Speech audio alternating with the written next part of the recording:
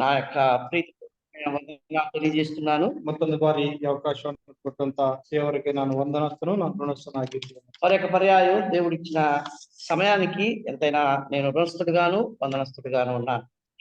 ಇವತ್ತಿನ ದೈವಾಕ್ಯಾನುಸಾರವಾಗಿ ఈ దినం మనం దేవుని వాక్య ధ్యానం కొరకు ಅಪೊಸ್ತಲನಾದ ಪೌಲನು ಎಫೆಸದವರಿಗೆ ಬರೆದ ಪತ್ರಿಕೆ, అపోస్తలుడైన పౌలు ఎఫెసీయులకు రాసిన పత్రిక ಮೊದಲನೇ ಅಧ್ಯಾಯ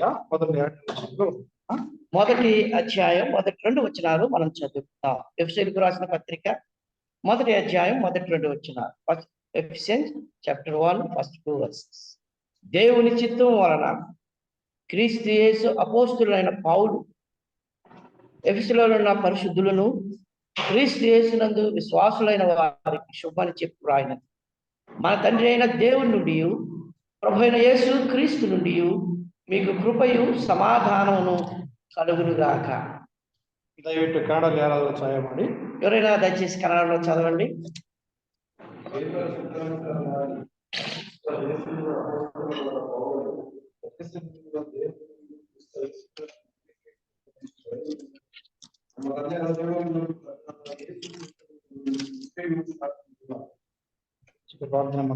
చిన్న ప్రార్థన చేసుకుందాం. బంగారు పాదములకు వేలాది కష్టాలు తండ్రి ప్రభా, మరి యొక్క ప్రభుత్వానికి మీరు మమ్మల్ని నడిపించి అపాత్రమైన మాకు తండ్రి ప్రభా, ఆయన మీ యొక్క రక్త మాంసంలో పొందటప్పుడు మీరు మాకు ఇచ్చిన ధన్యతను బట్టి ఏకతను బట్టి మీకు స్తోత్రాలు. తండ్రి ప్రభా, ఆరాధన అంతటినీ సక్రమంగా నడిపించిన విధానం బట్టి మీకు స్తోత్రాలు. తండ్రి ప్రభా, ఉన్న వర్తమానంలో తండ్రి ప్రభా పాత్రను దైవజ్ఞం తండ్రి ప్రభా, అయా తండ్రి ప్రభా నిష్ప్రయోజనం వాడడం తండ్రి ప్రభా, మీరు మమ్మల్ని అంతకు మీకు స్తోత్రాలు తండ్రి ప్రభా. తండ్రి ప్రభా, వర్తమానం అంతటిలో తండ్రి ప్రభా, ఆయన అన్ని విషయాలు తండ్రి ప్రభా జ్ఞానంగా తండ్రి ప్రభా ఉత్తముగా తండ్రి ప్రభా అయా తండ్రి ప్రభా అందించుటకు సవేచుటకు తండ్రి ప్రభా మీ యొక్క జ్ఞానం అనుగ్రహించి నడుచున్నాను ఆయన మీకు స్తోత్రాలు. తండ్రి ప్రభా, ఈ మాటలు నావెంత మాత్రం కాదు కాదు తండ్రి ప్రభా, అయా తండ్రి ప్రభా మీ ఊరగా నన్ను వాడుకుంటు తండ్రి ప్రభా, ఆయన మాటలు ప్రచుటకు తండ్రి ప్రభా, ఆయన ఈ సహాయం కొరకు అడుగుతున్నాను ఆయన మీకు స్తోత్రాలు. తండ్రి ప్రభా వినిచిన ప్రతి ఒక్క చెవులు తండ్రి ప్రభా, అయా తండ్రి ప్రభా ఆయన గ్రహించుటకు తండ్రి ప్రభా, అయా తండ్రి ప్రభా వాక్యానుసారంగా నడుచుకుంటూ కావాల్సిన శక్తిని అయా తండ్రి ప్రభా మీ యొక్క సహాయాన్ని వేడుకోవచ్చు.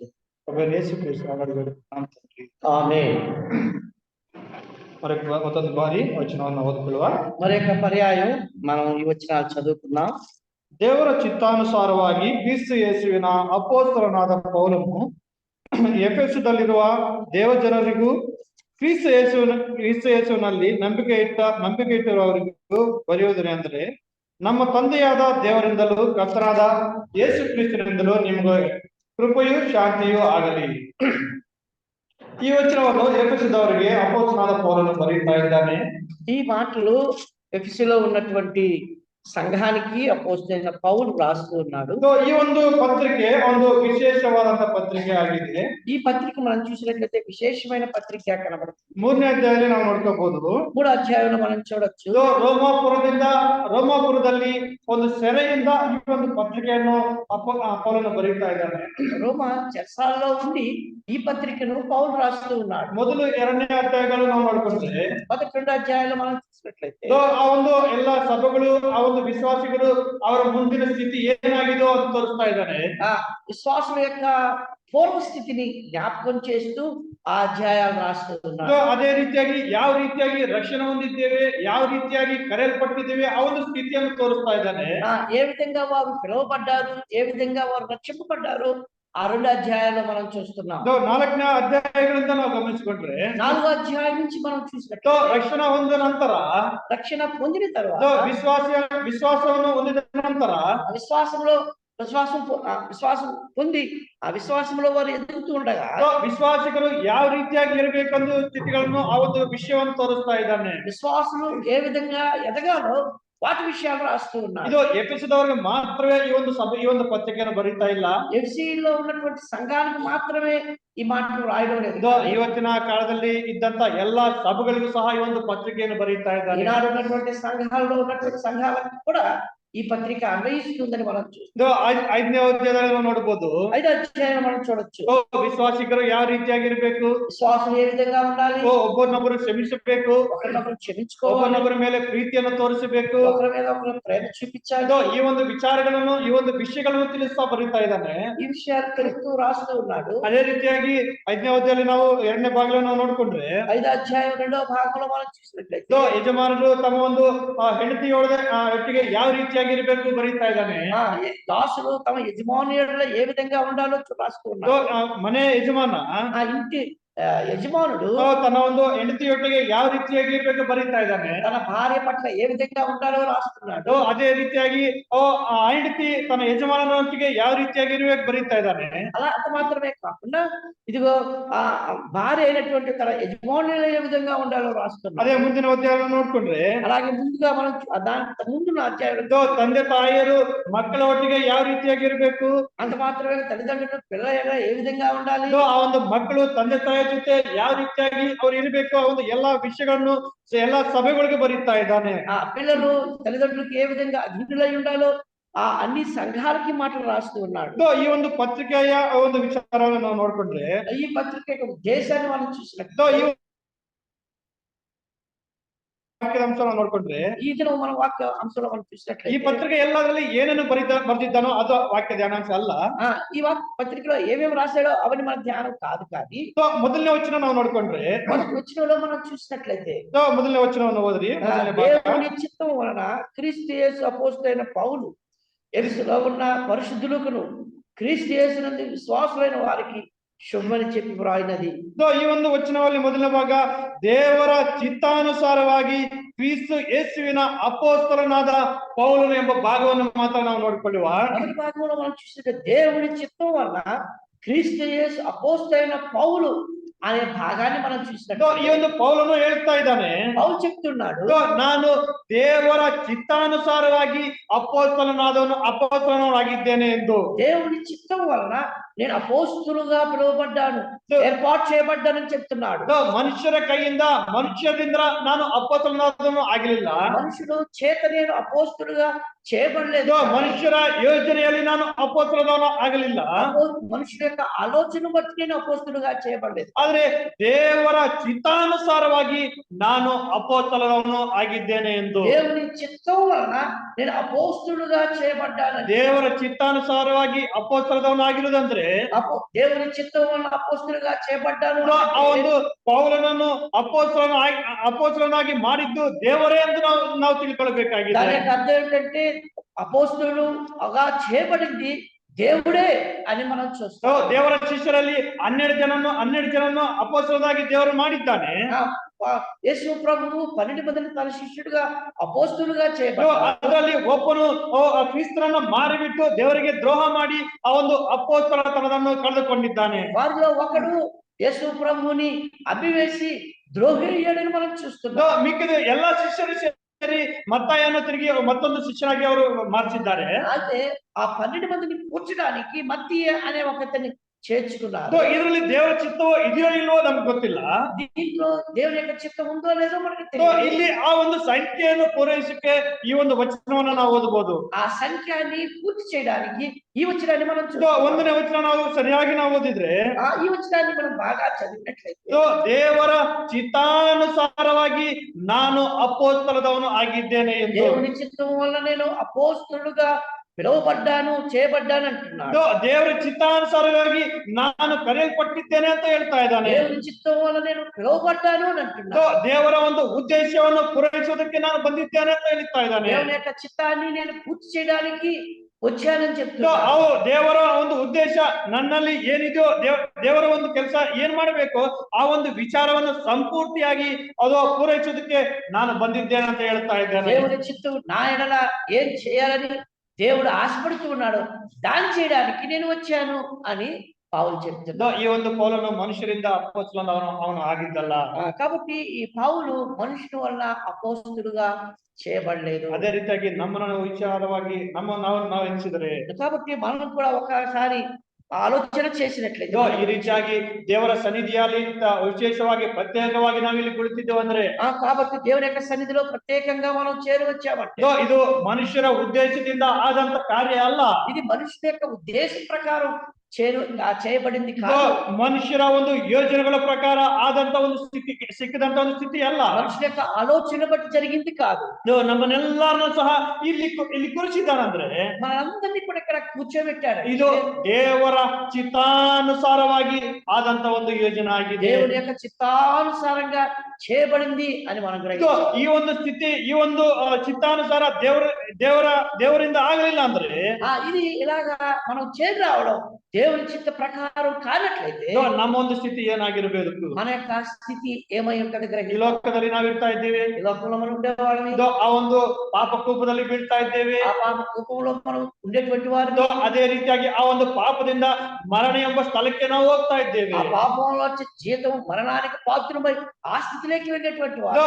ಆದ್ರೆ ದೇವರು ನಮ್ಮನ್ನು ನೋಡಿದ್ದಾನೆ, అయితే దేవుడు మనల్ని చూశాడు, ಅದು ಆತನು ನಮ್ಮನ್ನು ಕರೆದಿದ್ದಾನೆ, అయితే ఆయన మనల్ని పిలిచాడు, ದೇವರ ಚಿತ್ತಾನುಸಾರವಾಗಿ ನಮ್ಮನ್ನು ಇಲ್ಲಿ ಸೇರಿಸಿದ್ದಾನೆ, ఆయన చిత్తానుసారంగా మనల్ని ఇక్కడ చేర్చాడు. ಆತನ ಚಿತ್ತಾನುಸಾರವಾಗಿ ಸೇರಿಸಿದ್ದಾನೆ. ఆయన చిత్తానుసారంగా చేసినట్లయితే ಏನಕ್ಕೆ ಸೇರಿಸಿದ್ದಾನೆ? దేనికి చేర్చాడు?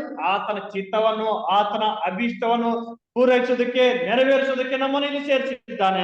ఆయన తన చిత్తాన్ని తన కోరికను చేయడానికి ఇక్కడ మనల్ని కూర్చోబెట్టాడు. ಈ ಒಂದು ಪೌಲನ ಸ್ಥಿತಿ ನಾವು ಕಂಡಿದ್ದಾಗ ఈ పౌలు యొక్క స్థితిని మనం చూసినప్పుడు ಮನುಷ್ಯರಿಂದ ಆಯ್ಕೆ ಆದವನು ಅಲ್ಲ, మనుషుల చేత ఏర్పాటు చేయబడినవాడు కాదు, ಮನುಷ್ಯರಿಂದ ನೇಮಿಸಲ್ಪಟ್ಟವನು ಅಲ್ಲ, మనుషుల చేత నియమింపబడినవాడు కాదు.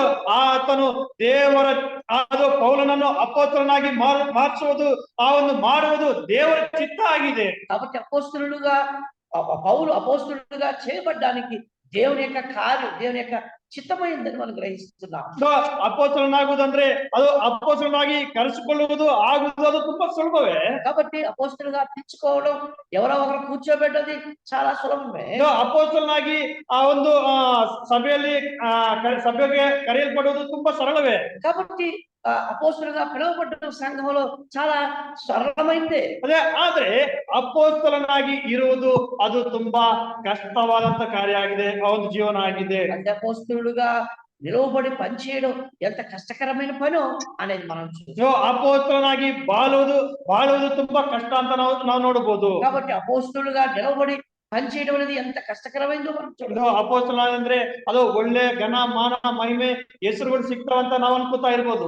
అపోస్తలుడు అని పిలువబడినప్పుడు అది ఘన మహిమ అవి దొరుకుతుందని మనం అనుకుంటాం. ಅಂದ್ರೆ ಅಪೋಸ್ತಲ ಆಗಿ ಬದಲಾವಣೆ ಆಗಿದ ನಂತರ ಆ ಒಂದು ಶ್ರಮಗಳು ಇಕ್ಕಟ್ಟುಗಳು ಆ ಒಂದು ಅನೇಕ ವಿಚಾರಗಳು ನಾವು ಪೌಲನ ಜೀವನದಲ್ಲಿ ನಾವು ನೋಡಬಹುದು. అపోస్తలుగా పిలువబడిన తర్వాత ఏర్పాటు చేయబడిన వాటి తర్వాత పౌలు యొక్క జీవితంలో ఎన్ని శ్రమలు ఎన్ని ఇక్కట్లు ఎన్ని బాధలు అనుభవించాడో మనం చూడాలి.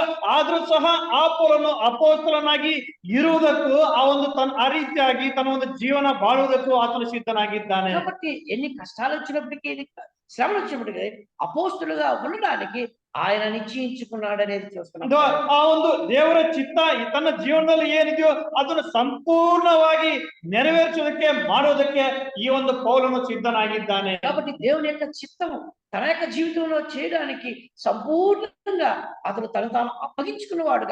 ದೇವರ ಚಿತ್ತಾನುಸಾರವಾಗಿ ನೇಮಿಸಲ್ಪಟ್ಟಿದ್ದಾನೆ. దేవుని చిత్తం ద్వారా అతడు నియమింపబడ్డాడు. ದೇವರ ಚಿತ್ತಾನುಸಾರವಾಗಿ ಆಯ್ಕೆ ಆಗಿದ್ದಾನೆ. అంత మాత్రమే కాదు, దేవుని చిత్తాన్ని అతడు ఏర్పాటు చేయబడ్డాడు. ದೇವರ ಚಿತ್ತಾನುಸಾರವಾಗಿ ಕರೆಯಲ್ಪಟ್ಟಿದ್ದಾನೆ. దేవుని చిత్తం ప్రకారం పిలువబడ్డాడు. ಯಾಕಂದ್ರೆ ఎందుకంటే ದೇವರ ಚಿತ್ತವನ್ನು ಸಂಪೂರ್ಣವಾಗಿ ಮಾಡುವುದಕ್ಕಾಗಿ ನೆರವೇರಿಸುವುದಕ್ಕಾಗಿ ಆತನು ಅಪೊಸ್ತಲನಾಗಿ ಮಾರಿದ್ದಾನೆ. దేవుని చిత్తాన్ని సంపూర్ణంగా నెరవేర్చడం కొరకు అతడు పిలువబడ్డాడు, ఎన్నిక చేయబడ్డాడు. ದೇವರ ಮಾತಿಗೆ ಸಂಪೂರ್ಣವಾಗಿ ವಿಧೇಯನಾಗಿ ಇರುವುದಕ್ಕೆ ಆತನು ಕರೆಯಲ್ಪಟ್ಟಿದ್ದಾನೆ. దేవుని చిత్తాన్ని ಸಂಪೂರ್ಣంగా విధేయత చూపడానికి ఆ విధంగా అతడు చేయబడ్డాడు. ನಾವು ಹಳೆ ಒಡಂಬಡಿಕೆಯಲ್ಲಿ ಒಬ್ಬರನ್ನ ನಾವು ನೋಡ್ಕೊಳ್ಳುವ పాత నిబంధనలో ఒక వ్యక్తిని మనం చూసుకుందాం.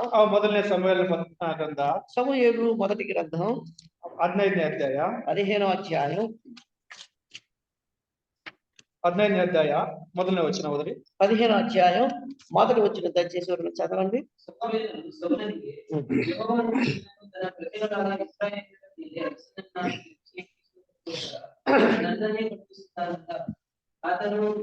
ಹೇಳುವುದನ್ನು ಕೇಳು. సాగు ఒకానొక దినమున సమూయేలు సౌలుని పిలిచి, యెహోవా ఇశ్రాయేలు తన జనుల మీద నిన్ను రాజుగా అభిషేకించుటకై నన్ను పంపెను. యెహోవా మాట వినుము. ಇಲ್ಲಿ ನಾವು ಸತ್ಯವೇದದಲ್ಲಿ ಸೌಲನನ್ನು ನಾವು ನೋಡ್ತಾ ಇದ್ದೇವೆ. ఇక్కడ లేఖనాల్లో మనం సౌలును చూస్తున్నాం. ಈ ಒಂದು ಸೌಲನು ಮನುಷ್ಯರಿಂದಲೂ ಅಭಿಷೇಕಿಸಲ್ಪಟ್ಟವನಾಗಿದ್ದಾನೆ. ఇతడు మనుషుల చేత అభిషేకం పొందినవాడు. ಅದೇ ರೀತಿಯಾಗಿ ದೇವರಿಂದಲೂ ಸಹ ಆತನು ಅಭಿಷೇಕಿಸಲ್ಪಟ್ಟವನಾಗಿದ್ದಾನೆ. దేవుని చేత కూడా అతడు అభిషేకం పొందినవాడు. ಇಸ್ರಾಯೇಲ್ ಜನಾಂಗವನ್ನು ನಡೆಸುವುದಕ್ಕಾಗಿ ಅವರನ್ನು ಕಾಪಾಡುವುದಕ್ಕಾಗಿ ಅದು ಅರಸನಾಗಿ ಆತನು ನೇಮಿಸಲ್ಪಟ್ಟಿದ್ದಾನೆ. ఇశ్రాయేలు తన జనుల మీద అతడు నడిపించడానికి రాజుగా చేయబడిన వ్యక్తి. ಇದು ದೇವರಿಂದಲೂ ಮನುಷ್ಯರಿಂದಲೂ ಅಭಿಷೇಕಿಸಲ್ಪಟ್ಟವನಾಗಿ ಈ ಒಂದು ಸೌಲನು ಇದ್ದಾನೆ. సౌలుని మనం చూసినప్పుడు దేవుని చేత మనుషుల చేత అభిషేకం పొందిన వాడుగా ఉన్నాడు. ದೇವರ ಚಿತ್ತವನ್ನು ಆ ಒಂದು ಇಸ್ರಾಯೇಲ್ ಜನಾಂಗದ ಒಂದು ಕಡೆ ದೇವರ ಚಿತ್ತವನ್ನು ನೆರವೇರಿಸುವುದಕ್ಕೆ ಆತನು ನೇಮಿಸಲ್ಪಟ್ಟವನಾಗಿದ್ದಾನೆ. కాబట్టి దేవుని యొక్క చిత్తాన్ని, దేవుని యొక్క కార్యాన్ని ఇశ్రాయేలు పట్ల చేయడానికి ఇతడు రాజుగా చేయబడ్డాడనే చూస్తాం. ಯಾವುದಕ್ಕೆ ಆತನು ನೇಮಿಸಲ್ಪಟ್ಟಿದ್ದಾನೆ ನಾವು ನೋಡಿದ್ರೆ దేని కొరకు అతడు చేయబడ్డాడో మనం చూసినట్టు 2ನೇ ವಚನವನ್ನು ಓದ್ರಿ. 2వ వచనం మనం చూసినప్పుడు, సైన్యములకు యెహోవా సెలవిచ్చినదేమనగా, అమాలేకీయులు ఇశ్రాయేలుకి చేసినది నాకు జ్ఞాపకమే. వారు ఐగుప్తులో నుండి రాగానే అమాలేకులు వారు విరోధులై మార్గమందు వారి మీదకి వచ్చింది కదా. ಇಲ್ಲಿ ನಾವು ನೋಡಿದ್ರೆ ఇక్కడ మనం చూసినట్టు ಇಸ್ರಾಯೇಲ್ ಜನಾಂಗವನ್ನು ಐಗುಪ್ತದಿಂದ ಹೊರಗಡೆ ಕರೆಸ್ತಾ ಇರುವಾಗ ఇశ్రాయేలు ప్రజలు ఐగుప్తులో నుంచి బయటకు వచ్చేటప్పుడు, ಕನಾನಕ್ಕೆ ಅವರು ಹೋಗುತ್ತಾ ಇರುವಾಗ కానాను ప్రదేశానికి వారు వెళ్ళేటప్పుడు ಈ ಒಂದು ಅಮಾಲೇಕ್ಯರು ಏನ್ ಮಾಡ್ತಾ ಇದಾರೆ ಅಂತ ತೋರಿಸ್ತಾ ಇದ್ದಾನೆ. చూడండి, అమాలేకీయులు ఇశ్రాయేలుకి ఏం చేస్తున్నారు? ಅದು ಇಸ್ರಾಯೇಲಿಯರ ಎದುರಾಗಿ ನಿಂತು ಅವರಿಗೆ ತೊಂದರೆಯನ್ನು ಕೊಟ್ಟಿದ್ದಾರೆ ಈ ಒಂದು ಅಮಾಲೇಕ್ಯರು. అమాలేకీయులు ఇశ్రాయేలుకు విరోధులై ఆ మార్గాన్ని వారు అడ్డు వచ్చారు. ಆ ಒಂದು ತೊಂದರೆ ಮಾಡಿರುವ ಪ್ರಕಾರ వారు వాళ్ళకి ತೊಂದರೆ చేయడం ద్వారా ದೇವರು ಅವರನ್ನು ನೋಡಿದ್ದಾರೆ. ಈ ಒಂದು ಅಮಾಲೇಕ್ಯರ ಮೇಲೆ ಒಂದು ಕೋಪವನ್ನು ಇಟ್ಟಿದ್ದಾರೆ. కాబట్టి ఆ అమాలేకుల మీద దేవుడు చూసి ఆయన కోపం ఉంచింది. ಆ ಒಂದು ಅಮಾಲೇಕರಿಗೆ ನಾನು ಮುಯ್ಯನ್ನು ತೀರಿಸಬೇಕೆಂದು ಆತನು ತನ್ನ ಒಂದು ತೀರ್ಮಾನದಲ್ಲಿದೆ. కాబట్టి ఈ అమాలేకులకి నేను చేయాల్సింది చేయాలని దేవుడు ఆజ్ఞాపిస్తున్నాడు. ಈ ಒಂದು ವಚನದಲ್ಲಿ ನಾವು ಗಮನಿಸಬಹುದು. ఈ వచనాల్లో మనం గమనిస్తూ ఉన్నాం. ಆತನು ತನ್ನ ಪ್ರಜೆಗಳ ಪರವಾಗಿ ಯುದ್ಧ ಮಾಡುವವನು ಎಂದು. కాబట్టి ఈ రాజును జ్ఞాపకం చేసుకుని తన ప్రజల పక్షంగా యుద్ధము చేయాల్సిన వాడుగా ఉన్నాడు.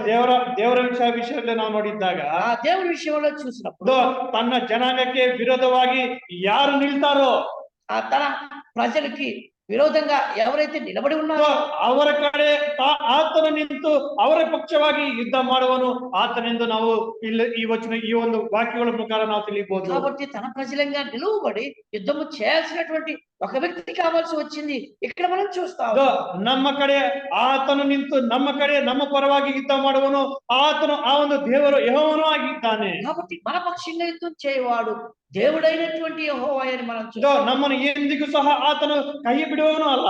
మనని ఎప్పటికీ కూడా ఆయన చేయి విడిచేవాడు. ನಮ್ಮ ಪರವಾಗಿ ನಿಂತು ನಮ್ಮನ್ನು ಕಾಪಾಡುವವನು ಆತನಾಗಿದ್ದಾನೆ. పక్షంగా నిలబడి మనల్ని కాపాడేవాడిగా ఉన్నాడు. ಇಲ್ಲಿ ಸಹ ನಾವು ನೋಡ್ತಾ ಇದ್ದೇವೆ, ఇక్కడ కూడా మనం చూస్తాం, ಇಸ್ರಾಯೇಲ್ ಜನಾಂಗವನ್ನು ಯಾರು ಎದುರಾಗಿ ಜನಾಂಗಕ್ಕೆ ಯಾರು ಎದುರಾಗಿ ನಿಂತಿದ್ದಾರೋ, ఇశ్రాయేల్ విరోధంగా ఎవరైతే నిలబడి ఉన్నారో ಅವರಿಗೆ ಮುಯ್ಯಿ ತೀರ್ಸುವುದಕ್ಕೆ ಈ ಒಂದು ಸೌಲನನ್ನು ಆಯ್ಕೆ ಮಾಡಿಕೊಂಡಿದ್ದಾನೆ ದೇವರು. వారికి తన తీర్పు తీర్చడానికి సౌలును దేవుడు ఏర్పాటు ತನ್ನ ಒಂದು ಕೆಲಸವನ್ನು ಆ ಒಂದು ಸೌಲನ ಮುಖಾಂತರ ಮಾಡಿಸಿಕೊಳ್ಳುವುದಕ್ಕೆ ಸೌಲನು ನೇಮಿಸಿಕೊಂಡಿದ್ದಾನೆ. దేవుడు తన పనిని చేయడానికి సౌలును ఏర్పాటు చేసుకున్నాడు, నియమించాడని చూస్తున్నాం. ನಾವು ಮುಂದಿನ ವಚನಗಳನ್ನು ನಾವು ನೋಡಬಹುದು. ముందు వచ్చినప్పుడు మనం చూసినట్లయితే, కాబట్టి నీవు పోయి కనికరింపక అమాలేకులను హతము చేయొచ్చు, పురుషులనేమి స్త్రీలనేమి బాలులనేమి పసిపిల్లలనేమి ఎద్దులనేమి గొర్రెలనేమి ఒంటెలనేమి గార్ధములనేమి అన్నిటినీ హతము చేసి వారికి కలిగినంతయు బొత్తిగా పాడు చేసి అమాలేకులను నిర్మూలము చేయవలనని చెప్పారు. ಇದು ಆ ಒಂದು ಸೇನಾಧೀಶರಾದ ಯೆಹೋವನು ನಿನ್ನನ್ನು ನೇಮಿಸಿಕೊಂಡಿದ್ದು ಯಾಕಂದ್ರೆ సైన్యములకు అధిపతి యెహోవా నిన్ను నియమించుకున్నది దేనికంటే, ಇದು ಇಸ್ರಾಯೇಲರ ಮೇಲೆ ಅರಸನಾಗಿ ನಿನ್ನನ್ನು ಮಾಡಿದ್ದು ಯಾಕಂದ್ರೆ ఆ ఇశ్రాయేలు మీద రాజుగా నిన్ను నియమించడానికి ಇದು ఏంటి? ತನ್ನ ಒಂದು ಚಿತ್ತವನ್ನು ನಿನ್ನ ಮುಖಾಂತರ ನೆರವೇರಿಸುವುದಕ್ಕೆ ಆತನು ನಿನ್ನನ್ನು ಆಯ್ಕೆ ಮಾಡಿಕೊಂಡಿದ್ದಾನೆ. ఆయన చిత్తాన్ని ఇదిగో ఆయన పక్షంగా చేయడానికి నిన్ను నియమించాడని ಇದು చెప్పారు. ಅದು ಇಸ್ರಾಯೇಲ್ ಜನಾಂಗ ಎದುರಾಗಿ ನಿಂತ ಎಲ್ಲಾ ಅಮಾಲೇಕರನ್ನು ನೀನು ನಾಶನ ಮಾಡು ಅಂತ ಹೇಳ್ತಾ ಇದ್ದಾನೆ. కాబట్టి ఇదిగో ఇశ్రాయేలుకు విరోధంగా నిలబడినటువంటి వారందరినీ కూడా నువ్వు నాశనం చేయాలి. ಇದು ಅವರ ಒಂದು ಕುರಿಗಳು, ದನಗಳು, ಹಸುಗಳು, ಒಂಟೆಗಳು ಎಲ್ಲವುದನ್ನು ಸಹ ನೀನು ನಾಶನ ಮಾಡು, ಒಂದನ್ನು ಸಹ ಬಿಡಬೇಡ ಎಂದು ಆ ಒಂದು ಸೌಲನಿಗೆ ಅಪ್ಪಣೆ ಕೊಡ್ತಾ ಇದ್ದಾನೆ. కాబట్టి ఇక్కడ ఒక ఆజ్ఞ ఇవ్వబడ్డది. ఎద్దులేమి, గొర్రెలేమి, ఒంటెలేమి వారికి కలిగినది యావత్తు కూడా నువ్వు నాశనం చేయాలని చెప్తున్నా. 7-8 ವಚನಗಳನ್ನು ನಾವು ನೋಡ್ಕೊಂಡ್ರೆ 7-8 వచనాల్లో ఇదే అధ్యాయంలో మనం చూసినప్పుడు ಈ ಒಂದು ಸೌಲನು ಏನ್ ಮಾಡ್ತಾ ಇದ್ದಾನೆ? ఇదిగో ఈ సౌలు ఏం చేస్తున్నాడు? ಅಮಾಲೇಕರ ಎಲ್ಲಾರನ್ನು ಸಹ ನಾಶನ ಮಾಡಿದ್ದಾನೆ. ఇదిగో అమాలేకులందరినీ నాశనం చేశాడు. ಅಮಾಲೇಕರ ಅರಸನನ್ನು ಸಹ ನಾಶನ ಮಾಡಿದ್ದಾನೆ. అమాలేకుల రాజును కూడా నాశనం చేశాడు. ಎಲ್ಲವೂ ಸಹ ದೇವರು ಹೇಳಿದ್ದ ಪ್ರಕಾರ ಆ ಒಂದು ಅಮಾಲೇಕರ ಜನವನ್ನು, ಆ ಒಂದು ಅರಸನನ್ನು ಸಹ ನಾಶನ ಮಾಡಿದ್ದಾನೆ. అయితే వారి జనాల్ని, రాజులందరినీ కూడా నాశనం చేశాడు. ದೇವರ ಕೆಲಸ ಎಲ್ಲವನ್ನು ದೇವರು ಹೇಳಿದ್ದ ಆ ಒಂದು ಆಶೆಯನ್ನು ಮಾಡ್ತಾ ಇದ್ದಾನೆ. కాబట్టి వారందరినీ కూడా ఒక్కొక్కరిని నాశనం చేస్తూ ఉన్నాడు. ಆದ್ರೆ 9ನೇ ವಚನಗಳಲ್ಲಿ ನಾವು ಆ ಒಂದು 9ನೇ ವಚನ ನಾವು ನೋಡ್ಕೊಂಡ್ರೆ, అయితే 9వ వచనంలో చూసినట్లయితే సౌలును జనులను కూడి అగగును, గొర్రెల్లోను, ఎడ్లలోను, క్రొవ్విన గొర్రె పిల్ల మొదలైన వాటిలోను మంచి వాటి నిర్మూలన చేయక కడగా నుంచి పనికిరాని నీచ పశువులన్నింటినీ ನಿರ್ಮೂಲನ చేసిరి. ಇಲ್ಲಿ ನಾವು ನೋಡ್ತಾ ಇದ್ರೆ మనం చూసినట్లయితే ದೇವರು ಸಮುವೇಲನ ಮುಖಾಂತರ ಸೌಲನಿಗೆ ಹೇಳಿದ್ದಾನೆ. దేవుడు ఆ సమూయేలు ద్వారా సౌలుకి ఈ విధంగా చెప్పాడు, అమాలేకర ಎಲ್ಲವುದನ್ನು ನೀನು ನಾಶನ ಮಾಡು. అమాలేకు సంబంధించింది కలిగింది యావత్తు కూడా నీవు నాశనం చేయి. ಕುರಿಗಳು, ಹಸುಗಳು, ದನಗಳು, ಒಂಟೆಗಳು, ಕತ್ತೆಗಳು ಯಾವುದನ್ನು ಸಹ ನೀನು ಉಳಿಸಬೇಡ, ಎಲ್ಲವುದನ್ನು ನೀನು ನಾಶನ ಮಾಡು ಅಂತ ಹೇಳ್ತಾರೆ. గొర్రెలేమి, ఒంటెలేమి, కార్దబోలేమి అన్నిటినీ నీవు సంహారం చేయాలి. ಆದ್ರೆ ಆತನು ಮಾಡಿದ ಕೆಲಸವನ್ನು ನಾವು ನೋಡಿದ್ರೆ, అయితే సౌలు చేసిన పని ఏమిటని మనం చూసినప్పుడు ಕೇವಲ ಅಮಾಲೇಕರನ್ನು ನಾಶನ ಮಾಡಿದ್ದಾನೆ. కేవలం అమాలేకులు మాత్రం నాశనం చేశాడు. ಅಮಾಲೇಕರ ಅರಸನ್ನು ಸಹ ನಾಶನ ಓಡಿಸಿ ಹಿಡಿದುಕೊಂಡು ಕತ್ತಿಯಿಂದ ನಾಶನ ಮಾಡಿದ್ದಾನೆ. అయితే అతన్ని పట్టుకుని మిగతా వారిని నాశనం చేశాడు. ಸಮುವೇಲು ಅತನ ಕಡೆ ಬಂದಾಗ ಹೇಳ್ತಾ ಇದ್ದಾನೆ, సమూయేలు సౌలు దగ్గరకు వచ్చినప్పుడు అతను చెప్తున్నాడు, ಈ ಒಂದು ದೇವರಿಂದ ಆಶೀರ್ವಾದ ಹೊಂದಂತ ಈ ಒಂದು ಸಮುವೇಲನಿಗೆ ಹೇಳ್ತಾ ಇದ್ದಾನೆ, అదిగో దేవుని చేత ఆశీర్వాదం పొందినటువంటి సమూయేలు సౌలు దగ్గరకు వచ్చి చెప్తూ ఉన్నాడు, ಅಯ್ಯೋ ಸಮುವೇಲೇ, ನಾನು ದೇವರ ಕೊಟ್ಟಂತ ಈ ಒಂದು ಅಪ್ಪಣೆಯನ್ನು ನಾನು ಪೂರೈಸಿದ್ದೇನೆ, ನಾನು ನೆರವೇರಿಸಿದ್ದೇನೆ ಅಂತ ಹೇಳ್ತಾ ಇದ್ದಾನೆ. దేవుడు నీ ద్వారా నాకు అప్పగించినటువంటి ఆజ్ఞ నేను నెరవేర్చాను, చేసేసానని చెప్తున్నారు. ಆದ್ರೆ ಅಲ್ಲಿ ಅವನಿಗೋಸ್ಕರ, ಆತನಿಗೋಸ್ಕರ ಕೆಲವೊಂದು ಕತ್ತೆಗಳನ್ನು, ಕುರಿಗಳನ್ನು, ದನಗಳನ್ನು, ಹಸುಗಳನ್ನು ಉಳಿಸಿಕೊಂಡಿದ್ದಾನೆ. అయితే తన కొరకు కొన్ని గొర్రెలను, ఎడ్లను ఉంచుకున్నట్లుగా మనం చూస్తున్నాం. ದೇವರ ಏನ್ ಹೇಳಿದ್ದಾನೆ? దేవుడు ఏం చెప్పాడు? ಸಂಪೂರ್ಣವಾಗಿ ನೀನು ಆ ಒಂದು ಕೆಲಸವನ್ನು ಮಾಡುವಂತ, ಸಂಪೂರ್ಣంగా వారిని నాశనం చేయమని దేవుడు చెప్పాడు. ಸಂಪೂರ್ಣವಾಗಿ ನನ್ನ ಚಿತ್ತ ಏನಿದೆಯೋ ಅದನ್ನು ನೀನು ಸಂಪೂರ್ಣವಾಗಿ ಮಾಡುವಂತ. నువ్వు సంపూర్ణంగా నేను ఏదైతే చెప్పానో అది నువ్వు చేయాలంటున్నా. ಆದ್ರೆ ಈ ಸೌಲನು ಏನು ಮಾಡ್ತಾ ಇದ್ದಾನೆ? సౌలు ఏం చేస్తున్నాడు? ಸಂಪೂರ್ಣವಾಗಿ ದೇವರು ಹೇಳಿದ ಕೆಲಸ ಮಾಡಲಿಲ್ಲ. అదే సంపూర్ణంగా చేయడానికి ఇష్టపడలేదు. ದೇವರ ಉದ್ದೇಶ ಸಂಪೂರ್ಣವಾಗಿ ನಾಶನ ಮಾಡುವಂತಿದ್ದಾಗ సంపూర్ణంగా నాశనం చేయమని దేవుడు చెప్పాడు. ಸೌಲನ ಯೋಚನೆ ಏನಾಗಿದೆ? అయితే సౌలు విషయంలో ఏం చేశాడు? ದೇವರ ಯೋಚನೆ ಸರಿ ಇಲ್ಲ. ఆ దేవుని యోచన సరిలేదు. ದೇವರ ಒಂದು ಚಿತ್ತ ಸರಿ ಇಲ್ಲ. దేవుని చిత్తం బాగలేదు.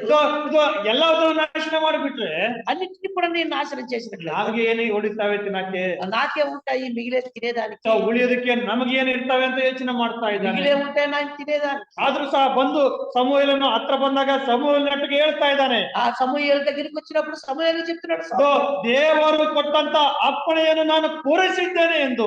దేవుడు చెప్పినటువంటి అర్పణ ఆజ్ఞని నెరవేర్చానని ಆದ್ರೆ చెప్తున్నాడు. ಅದನ್ನ ಸಂಪೂರ್ಣವಾಗಿ ಪೂರೈಸಲಿಲ್ಲ ಈ ಒಂದು ಸೌಲನು. అయితే ఈ సౌలు గురించి చూసినప్పుడు సంపూర్ణంగా దాన్ని నెరవేర్చలేదని మనం చూస్తాం. ಮುಂದಿನ ವಚನ ನಾವು ಆ ಒಂದು ಸೌಲನೊಟ್ಟಿಗೆ ಹೇಳ್ತಾ ಇದ್ದಾನೆ, ఆ ముందున వచనాల్లో సమూయేలు చెప్తున్నాడు "ಇದು సౌలుతో, ನನಗೆ ಕೇಳಿಸ್ತಾ ಇರುವ ಆ ಒಂದು ಶಬ್ದಗಳು, ಆ ಒಂದು ಕೂಗುಗಳು ಅವು ಏನು ಅಂತ ಕೇಳಿದ್ದಾಗ, ఇదిగో నాకు వినబడుతున్నటువంటి ఆ మేకల అరుపులు, ఆ గొర్రెల అరుపులు ఏంటని అడిగినప్పుడు ಆ ಒಂದು ಸೌಲನು ಉತ್ತರ ಕೊಡ್ತಾ ಇದ್ದಾನೆ. సౌలు చెప్తున్నాడు, ಏನಂತ ಹೇಳ್ತಾ ಇದ್ದಾನೆ, ఏం చెప్తున్నాడు? ದೇವರಿಗೆ ಯಜ್ಞವನ್ನು ಸಮರ್ಪಿಸೋದಕ್ಕೆ ನಾನು ಅವುಗಳನ್ನು ಎಲ್ಲದನ್ನು ನಾನು ಉಳಿಸಿದ್ದೇನೆ. దేవునికి ఆ యజ్ఞం లేకపోతే అర్పణ అర్పించడానికి వాటిని ఉంచానని చెప్తున్నాడు.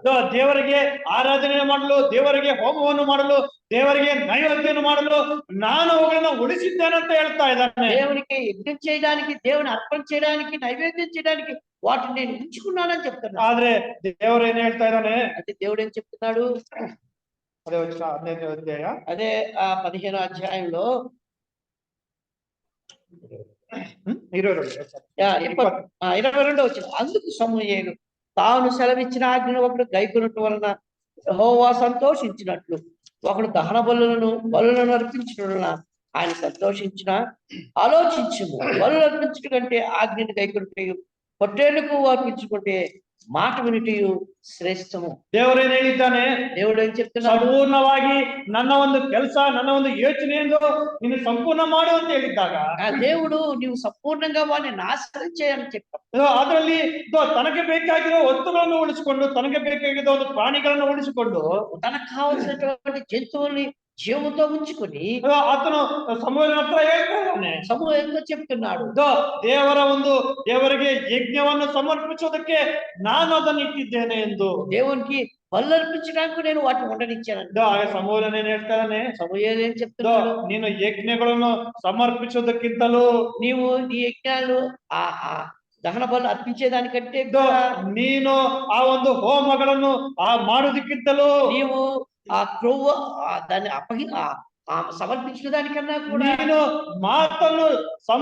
ಮಾತಕ್ಕೆ ಸಂಪೂರ್ಣವಾಗಿ ವಿಧೇಯನಾಗುವುದೇ ಶ್ರೇಷ್ಠ ಎಂದು ಹೇಳ್ತಾ ಇದ್ದಾನೆ. మాట వినడమే శ్రేష్టం కదా అంటున్నాడు.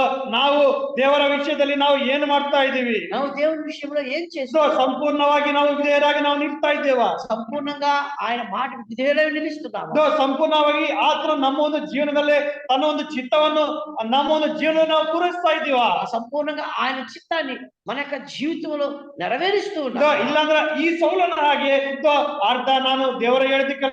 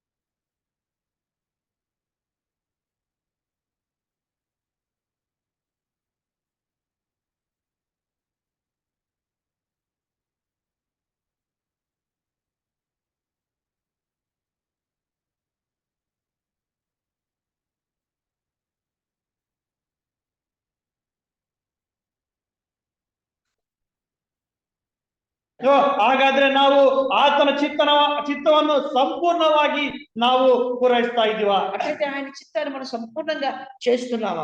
ಆತನ ಒಂದು ಮಾತಕ್ಕೆ ನಾವು ಸಂಪೂರ್ಣವಾಗಿ ನಾವು ಒಳಗಾಗ್ತಾ ಇದ್ದೀವಾ? అయితే ఆయన చిత్తానికి సంపూర్ణంగా మనం విధేయత చూపుతాం. ಈ ಒಂದು ಸೌಲನು ಸಂಪೂರ್ಣವಾಗಿ ದೇವರ ಮಾತನ್ನು ಕೇಳದೆ ಇರೋ ಪ್ರಕಾರ, ఇదిగో ఈ సౌలు దేవుని యొక్క దేవుని మాటను సంపూర్ణంగా వినకపోవడం ద్వారా ಯಾರಿಂದ ಅಭಿಷೇಕಿಸಲ್ಪಟ್ಟಿದ್ದಾನೆ? ఎవరి ద్వారా అతడు అభిషేకం పొందాడు? ದೇವರಿಂದ ಅಭಿಷೇಕಿಸಲ್ಪಟ್ಟವನಾಗಿದ್ದಾನೆ. దేవుని చేత అభిషేకం పొందినటువంటి ಮನುಷ್ಯರಿಂದಲೂ ಸಹ ಅಭಿಷೇಕಿಸಲ್ಪಟ್ಟವನಾಗಿದ್ದಾನೆ. మనుషుల చేత కూడా ఏర్పాటు చేయబడినట్టు. ಆದ್ರೆ ದೇವರ ಒಂದು ಇಚ್ಛೆಯನ್ನು ಸಂಪೂರ್ಣವಾಗಿ ಪೂರೈಸಲಿಕ್ಕೆ ಅವನಿಗೆ ಆಗಲಿಲ್ಲ. అయితే దేవుని యొక్క మాటలు సంపూర్ణంగా నెరవేర్చడానికి అతని వల్ల కాలేదు. ತನಗಿದ್ದಂತಹ ಒಂದು ಶ್ರೇಷ್ಠತೆಯನ್ನು ಕಳೆದುಕೊಂಡಿದ್ದಾನೆ. అతనికి ఇవ్వబడినటువంటి ಶ್ರೇಷ್ಠమైనటువంటి పనిని అతడు పోగొట్టుకున్నాడు. ಆ ಒಂದು ಅರಸತ್ವದಿಂದ ದೇವರು ಅವನನ್ನ ತಳ್ಳಿಬಿಟ್ಟಿದ್ದಾರೆ. కాబట్టి ఇదిగో ఆ రాజరికం నుంచి అతన్ని త్రోసివేసిన వాడుగా ఉన్నాడు. ಈ ಒಂದು ಸೌಲನ ಮುಖಾಂತರ ನಾವು ಕಲಿತಿದ್ದು ಏನಂದ್ರೆ, ఈ సౌలు ద్వారా మనం నేర్చుకునే పాఠం ఏమిటంటే, ಅರ್ಧಂಬರ್ಧವಾಗಿ ನಮ್ಮೊಂದು ಜೀವನದಲ್ಲಿ ದೇವರ ಇಚ್ಛೆಯನ್ನು ಪೂರೈಸಿದ್ರೆ, అసంబద్ధంగా మనం దేవుని యొక్క చిత్తాన్ని నెరవేర్చకుండా ఉన్నట్లయితే ದೇವರು ನಮ್ಮನ್ನು ಸಹ ತಳ್ಳಿ ಬಿಡುವಂತರಾಗಿದ್ದಾರೆ. దేవుడు మనల్ని కూడా త్రోసివేసేవాడుగా ఉంటున్నాడు. ದೇವರು ಹೇಳ್ತಾ ಇದ್ದಾನೆ, దేవుడు చెప్తున్నాడు, ನೀನು ಬೆಚ್ಚಗಾದ್ರೂ ಇರು, నువ్వు వెచ్చగానైనా ఉండు, ನೀನು ತಣ್ಣಗಾದ್ರೂ ಇರು, చల్లగానైనా ఉండు, ನೀನು ಬೆಚ್ಚಗೆ ಇಲ್ದೆ ತಣ್ಣಗೆ ಇಲ್ದೆ ನೀನು ನಡುವ ರೀತಿಯಲ್ಲಿದ್ರೆ ನಾನು ನಿನ್ನನ್ನು ಮುಗಿದು ಬಿಡುತ್ತೇನೆ. కాబట్టి నువ్వు చల్లగానైనా వెచ్చగానైనా నిర్వెచ్చగా ఉంటే నా నోటి నుండి నిన్ను ఉమ్మివేస్తాను. ಇಲ್ಲಿ ಸೌಲನು ತನ್ನ ಒಂದು ಶ್ರೇಷ್ಠತೆಯಿಂದ ಅರಸತ್ವದಿಂದ ದೇವರು ತಳ್ಳಿ ಬಿಟ್ಟಿದ್ದಾನೆ. కాబట్టి ఇక్కడ సౌలు యొక్క జీవితంలో కూడా మనం చూసినట్లయితే అలాగా ఉండడం ద్వారా నిర్వెచ్చని స్థితి దేవుడు అతన్ని త్రోసివేస్తున్నాడు. ನಾವು ಇವಾಗ ಅಬ್ರಾಹ್ಮನ ಕಡೆಗೆ ನಾವು ಬರುವ, అబ్రహాం దగ్గరికి మనం ಅಬ್ರಾಹ್ಮ ಕಡೆಗೆ ನಾವು ಬಂದಾಗ అబ్రహాం దగ్గరికి మనం వచ్చినప్పుడు ಆದಿಕಾಂಡ 12ನೇ ಅಧ್ಯಾಯ ಮೊದಲನೇ ವಚನದಲ್ಲಿ ದೇವರು ಅಬ್ರಾಹ್ಮನ ಕರೀತಾ ಇದ್ದಾನೆ. ఆదికాండం 12వ అధ్యాయం ప్రారంభంలో ఆయన దేవుడు అబ్రహామును పిలుస్తున్నాడు. ಅಬ್ರಾಹ್ಮನಿಂದ ದೇವರು ಅಬ್ರಾಹ್ಮನ ಕಡೆ ತನ್ನ ಒಂದು ಚಿತ್ತವನ್ನು ಪೂರೈಸಲಿಕ್ಕೆ ದೇವರು ಅಬ್ರಾಹ್ಮನನ್ನು ಆಯ್ಕೆ ಮಾಡಿಕೊಂಡಿದ್ದಾನೆ. దేవుని యొక్క చిత్తాన్ని అబ్రహాం ద్వారా నెరవేర్చడానికి అతన్ని పిలిచినట్టు ಅಬ್ರಾಹ್ಮನ ಕರೆದಿದ್ದಾನೆ. ಅಬ್ರಾಹ್ಮನೇ, ನಾನು ತರುವ ಆ ಒಂದು ಪ್ರದೇಶಕ್ಕೆ ನೀನು ಹೋಗು. అబ్రహాము, నేను చూపించి ప్రదేశానికి నువ్వు వెళ్ళు. ಸ್ವಂತ ಜನವನ್ನು ಬಿಟ್ಟು ಹೋಗು. నీ సొంత జనులని వదిలి వెళ్ళు. ನಿನ್ನ ಸ್ವದೇಶವನ್ನು ನೀನು ಬಿಟ್ಟು ಹೋಗು. నీ స్వదేశాన్ని వదిలిరా. ದೇವರು ಕರೆದ ತಕ್ಷಣ ಹೋಗಿದ್ದಾನೆ. కాబట్టి దేవుడు పిలిచిన వెంటనే అతడు వెళ్ళిపోయాడు. ನಾನು ನಿನ್ನನ್ನು ಆಶೀರ್ವಾದ ಮಾಡ್ತಾನೆ ಅಂತ ಹೇಳಿದ್ದಾನೆ. ಆ ಒಂದು ಮಾತನ ಮೇಲೆ ವಿಶ್ವಾಸ ಇಟ್ಟುಕೊಂಡು ವಿಧೇಯತನ ತೋರಿ ಹೋಗಿದ್ದಾನೆ. కాబట్టి దేవుడు పిలుపుకు లోబడి దేవుడు చెప్పినటువంటి మాటకు విధేయుడై అతడు దేవుడు చెప్పినటువంటి ప్రదేశానికి వెళుతూ ఉన్నాడు. ಕಾಲಗಳು ಸಮಯ ಕಳೀತಾ ಬರ್ತಾ ಇದೆ. ఆ సమయం జరుగుతూ వస్తూ ఉండగా ನಿನ್ನ ಸಂತಾನವನ್ನು ಆ ಒಂದು ಸಮುದ್ರದ ಮಣ್ಣಿನಂತೆ ಉಸುಗಂತೆ ನಾನು ಮಾಡುತ್ತಂತ ದೇವರು ನನಗೆ ಅಪ್ಪಣ ಕೊಟ್ಟಿದ್ದಾನೆ, ವಾಗ್ದಾನ ಕೊಟ್ಟಿದ್ದಾನಲ್ವಾ. కాబట్టి ఇదిగో సముద్ర పక్కనటువంటి ఇసుకరేణి వలె నీ సంతానం చేస్తానని వాగ్దానం చేశాడు కదా. ದೇವರ ಚಿತ್ತ ಅಬ್ರಾಹ್ಮನ ವಿಷಯದಲ್ಲಿ ಏನಾಗಿದೆ ಅಂದ್ರೆ, అబ్రహాము యొక్క జీవితంలో దేవుని యొక్క చిత్తం ఏమైంది? ಸಾರಾಳ ಮುಖಾಂತರ ಒಬ್ಬ ಮಗನನ್ನು ಅಬ್ರಾಹ್ಮನಿಗೆ ಕೊಡಬೇಕು. సారా ద్వారా అబ్రహాముకి ఒక కుమారుడు ఇవ్వాలి. ಆ ಒಂದು ಇಸಾಕನ ಮುಖಾಂತರ ಯಾಕೋಬು, ಅದರ ಮುಖಾಂತರ ದೇವರ ತನ್ನ ಒಂದು ಯೇಸು ಕ್ರಿಸ್ತನನ್ನು ಆ ಒಂದು ವಂಶಾವಳಿಯಲ್ಲಿ ಈ ಲೋಕಕ್ಕೆ ತರಬೇಕನ್ನೋ ದೇವರ ಚಿತ್ತ ಆಗಿದೆ ಅಬ್ರಾಹ್ಮನಲ್ಲಿ. అబ్రహాము యొక్క జీవితంలో దేవుని యొక్క చిత్తం ఏంటంటే ఆ సారా ద్వారా వాగ్దాన కుమారుడు రావాలా, ఆ కుమారుడు ద్వారా యాకోబు రావాలా, యాకోబు వంశంలో నుంచి మన ప్రభువైన యేసుక్రీస్తు రావాలని దేవుని యొక్క చిత్తమై ఉన్నది. సమయ ದೇವರ ಕರೆದ ನಂತರ ಸಮಯ ಕಳೀತಾ ಇದೆ. ఆ దేవుడు పిలిచిన వెంటనే ఆ సమయం జరుగుతూ ఉంది. ವರ್ಷಗಳು ಕಳೀತಾ ಇದ್ದಾವೆ, సంవత్సరాలు జరుగుతూ ఉన్నాయి. ಇನ್ನು ಸಹ ಅಬ್ರಾಹ್ಮನಿಗೆ ಮಕ್ಕಳಾಗ್ಲಿಲ್ಲ. అయితే ఇంకా కూడా అబ్రహాముకి పిల్లలు లేరు. ಇನ್ನು ಸಹ ಅಬ್ರಾಹ್ಮ ಎದುರು ನೋಡ್ತಾನೆ ಇದ್ದಾನೆ. అయితే అబ్రహాము ఇంకా ఎదురు చూస్తూ ఉన్నాడు. ಒಂದಾನೊಂದು ಸಮಯ ದೇವರ ಬಳಿ ಕೇಳ್ತಾ ಇದ್ದಾನೆ. ఒకసారి దేవుడు చదువుతూ ఉన్నాడు, ಈ ಇಸ್ಮಾಯಿಲ್ನ ಮುಖಾಂತರ ನನ್ನ ಒಂದು ಸಂತಾನವನ್ನು ಅಭಿವೃದ್ಧಿ ಮಾಡು ಅಂತ ಹೇಳ್ತಾ ಇದ್ದಾನೆ. అదిగో ఈ ఇస్మాయిల్ ద్వారా నా సంతానాన్ని వృద్ధి పొందించు అని చెప్తున్నాడు. ದೇವರು ಹೇಳ್ತಾ ಇದ್ದಾನೆ, దేవుడు చెప్తున్నాడు, ನಿನ್ನ ಯೋಜನೆ ಅಲ್ಲ ಅಬ್ರಾಹ್ಮನೇ, నీ యొక్క ಆಲೋಚನೆ అది కాదు అబ్రహాం అంటున్నాడు. ನನ್ನ ಚಿತ್ತ ಪ್ರಕಾರ ನೀನು ಮುಂದಕ್ಕೆ ಹೋಗು ಅಂತ ಹೇಳ್ತಾ ಇದ್ದಾನೆ. నా చిత్త ప్రకారం నువ్వు ముందుకు వెళ్ళు అంటున్నాడు. ನನ್ನ ಚಿತ್ತ ಏನಿದೆಯೋ ಅದನ್ನು ನೀನು ಗ್ರಹಿಸು ಅಂತ ಹೇಳ್ತಾ ಇದ್ದಾನೆ. నా చిత్తం ఏమైందని నీవు గ్రహించు అంటున్నాడు. ಅಬ್ರಾಹ್ಮನ ಕೇಳ್ತಾ ಇದ್ರೆ, ನನಗೆ ವಯಸ್ಸು ಆಗ್ತಾ ಇದೆ, ವಯಸ್ಸಿನ ಸಮಯ ಹೋಗ್ತಾ ಇದೆ, ನಾನು ಹೆಂಗೆ ನನ್ನ ಒಂದು ಸಂತಾನ ಅಭಿವೃದ್ಧಿ ಆಗುತ್ತೆ ಅಂತ ಯೋಚನೆ ಮಾಡ್ತಾ ಇದ್ದಾನೆ. అబ్రహాము ఈ విధంగా ఆలోచన చేస్తాడు, వయసు పైబడుతూ ఉంది, నాకు వృద్ధాప్యం కలుగుతూ ఉంది, ఏ విధంగా మీ చిత్తం నా యొక్క జీవితంలో నెరవేర్చబడతాదని. ನಿನ್ನ ಯೋಜನೆ ಅಲ್ಲ ಅಬ್ರಾಹ್ಮನೇ. దేవుడు చెప్తున్నాడు, అబ్రహాము అది నీ యొక్క ఆలోచన కాదు. So, ನನ್ನೊಂದು ಯೋಚನೆ ಪ್ರಕಾರ ನೀನು ಮುಂದಕ್ಕೆ ಹೋಗು ಅಂತ ಹೇಳಿದಾಗ నా యొక్క ఆలోచన ప్రకారం నేను నచ్చినట్లయితే ముందుకు వెళ్ళినట్లయితే ಮತ್ತೊಂದು ಬಾರಿ ಸಹ ಕೇಳ್ತಾ ಇದ್ದಾನೆ ದೇವರ ಹತ್ರ. పర్యాయం దేవుడి దగ్గర అడుగుతున్నాడు. ದಮಸ್ಕದವನಾದ ಎಲಿಯೇಜರನ ಮುಖಾಂತರ ಅದು ನನ್ನ ಒಂದು ಸಂತಾನವನ್ನು ಆಶೀರ್ವಾದ ಮಾಡು ಅಂತ ಹೇಳ್ತಾ ಇದ್ದಾನೆ. ఇదిగో నా ఇంటి దాసుడైనటువంటి ఎలియాజరు నా ఇంటి యావత్ ఆస్తికి అతడు ఆస్తికర్త అవుతాడు కదా అంటున్నాడు. ಅವನ ಮುಖಾಂತರ ಅದು ನನ್ನ ಸಂತಾನವನ್ನು ಆಶೀರ್ವಾದ ಮಾಡು, ನನ್ನ ಒಂದು ವಂಶವನ್ನು ಆಶೀರ್ವಾದ ಅಂತ ಕೇಳ್ತಾ ಇದ್ದಾನೆ. కాబట్టి అతని ద్వారా నీవు ఆశీర్వాదం చేస్తావా, నా సంతానం ద్వారా ఆశీర్వాదం ದೇವರು ಹೇಳ್ತಾ ಇದ್ದಾನೆ ನಿನ್ನ ಯೋಚನೆಯನ್ನು ಪಕ್ಕಕ್ಕೆ ಇಡು ಅಂತ ಹೇಳ್ತಾ ಇದ್ದಾನೆ. కాబట్టి నీవు ఇంకా ఆ నా మీద ఆలోచన కలిగి నువ్వు నడువు అంటున్నాడు. ಅಲ್ಲಿಂದ ಆ ಒಂದು ಅಬ್ರಾಮನು ದೇವರ ಒಂದು ಯೋಚನೆ ಮೇಲೆ ಸರಿಯಾಗಿ ಒಂದು ಗಮನವನ್ನು ಇಟ್ಟಿದ್ದಾನೆ.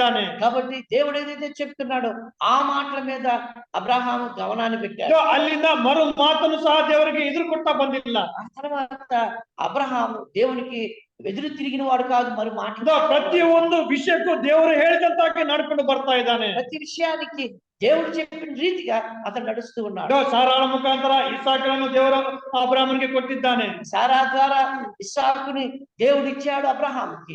ಇಸಾಕನ ಮಗನಾಗಿ ಕೊಟ್ಟಿದ ತಕ್ಷಣವೇ ಆ ಒಂದು ಮಗನ ಬಲಿಯಾಗಿ ಕೇಳ್ತಾ ಇದ್ದಾನೆ. కాబట్టి ఇదిగో ఆ కుమారుని ఇచ్చాడు. అయితే ఆ తర్వాత దేవుడు అతన్ని బలిగా అడుగుతున్నాడు. ಅಬ್ರಾಹ್ಮನಿಗೆ ಈಗ ಸಂದೇಹ ಬರಬಹುದು, అబ్రహాముకి సందేహం రావచ్చు, ಈಗ ಸಂದೇಹ ಬರಬಹುದು. ఆ సందేహం రావచ్చు.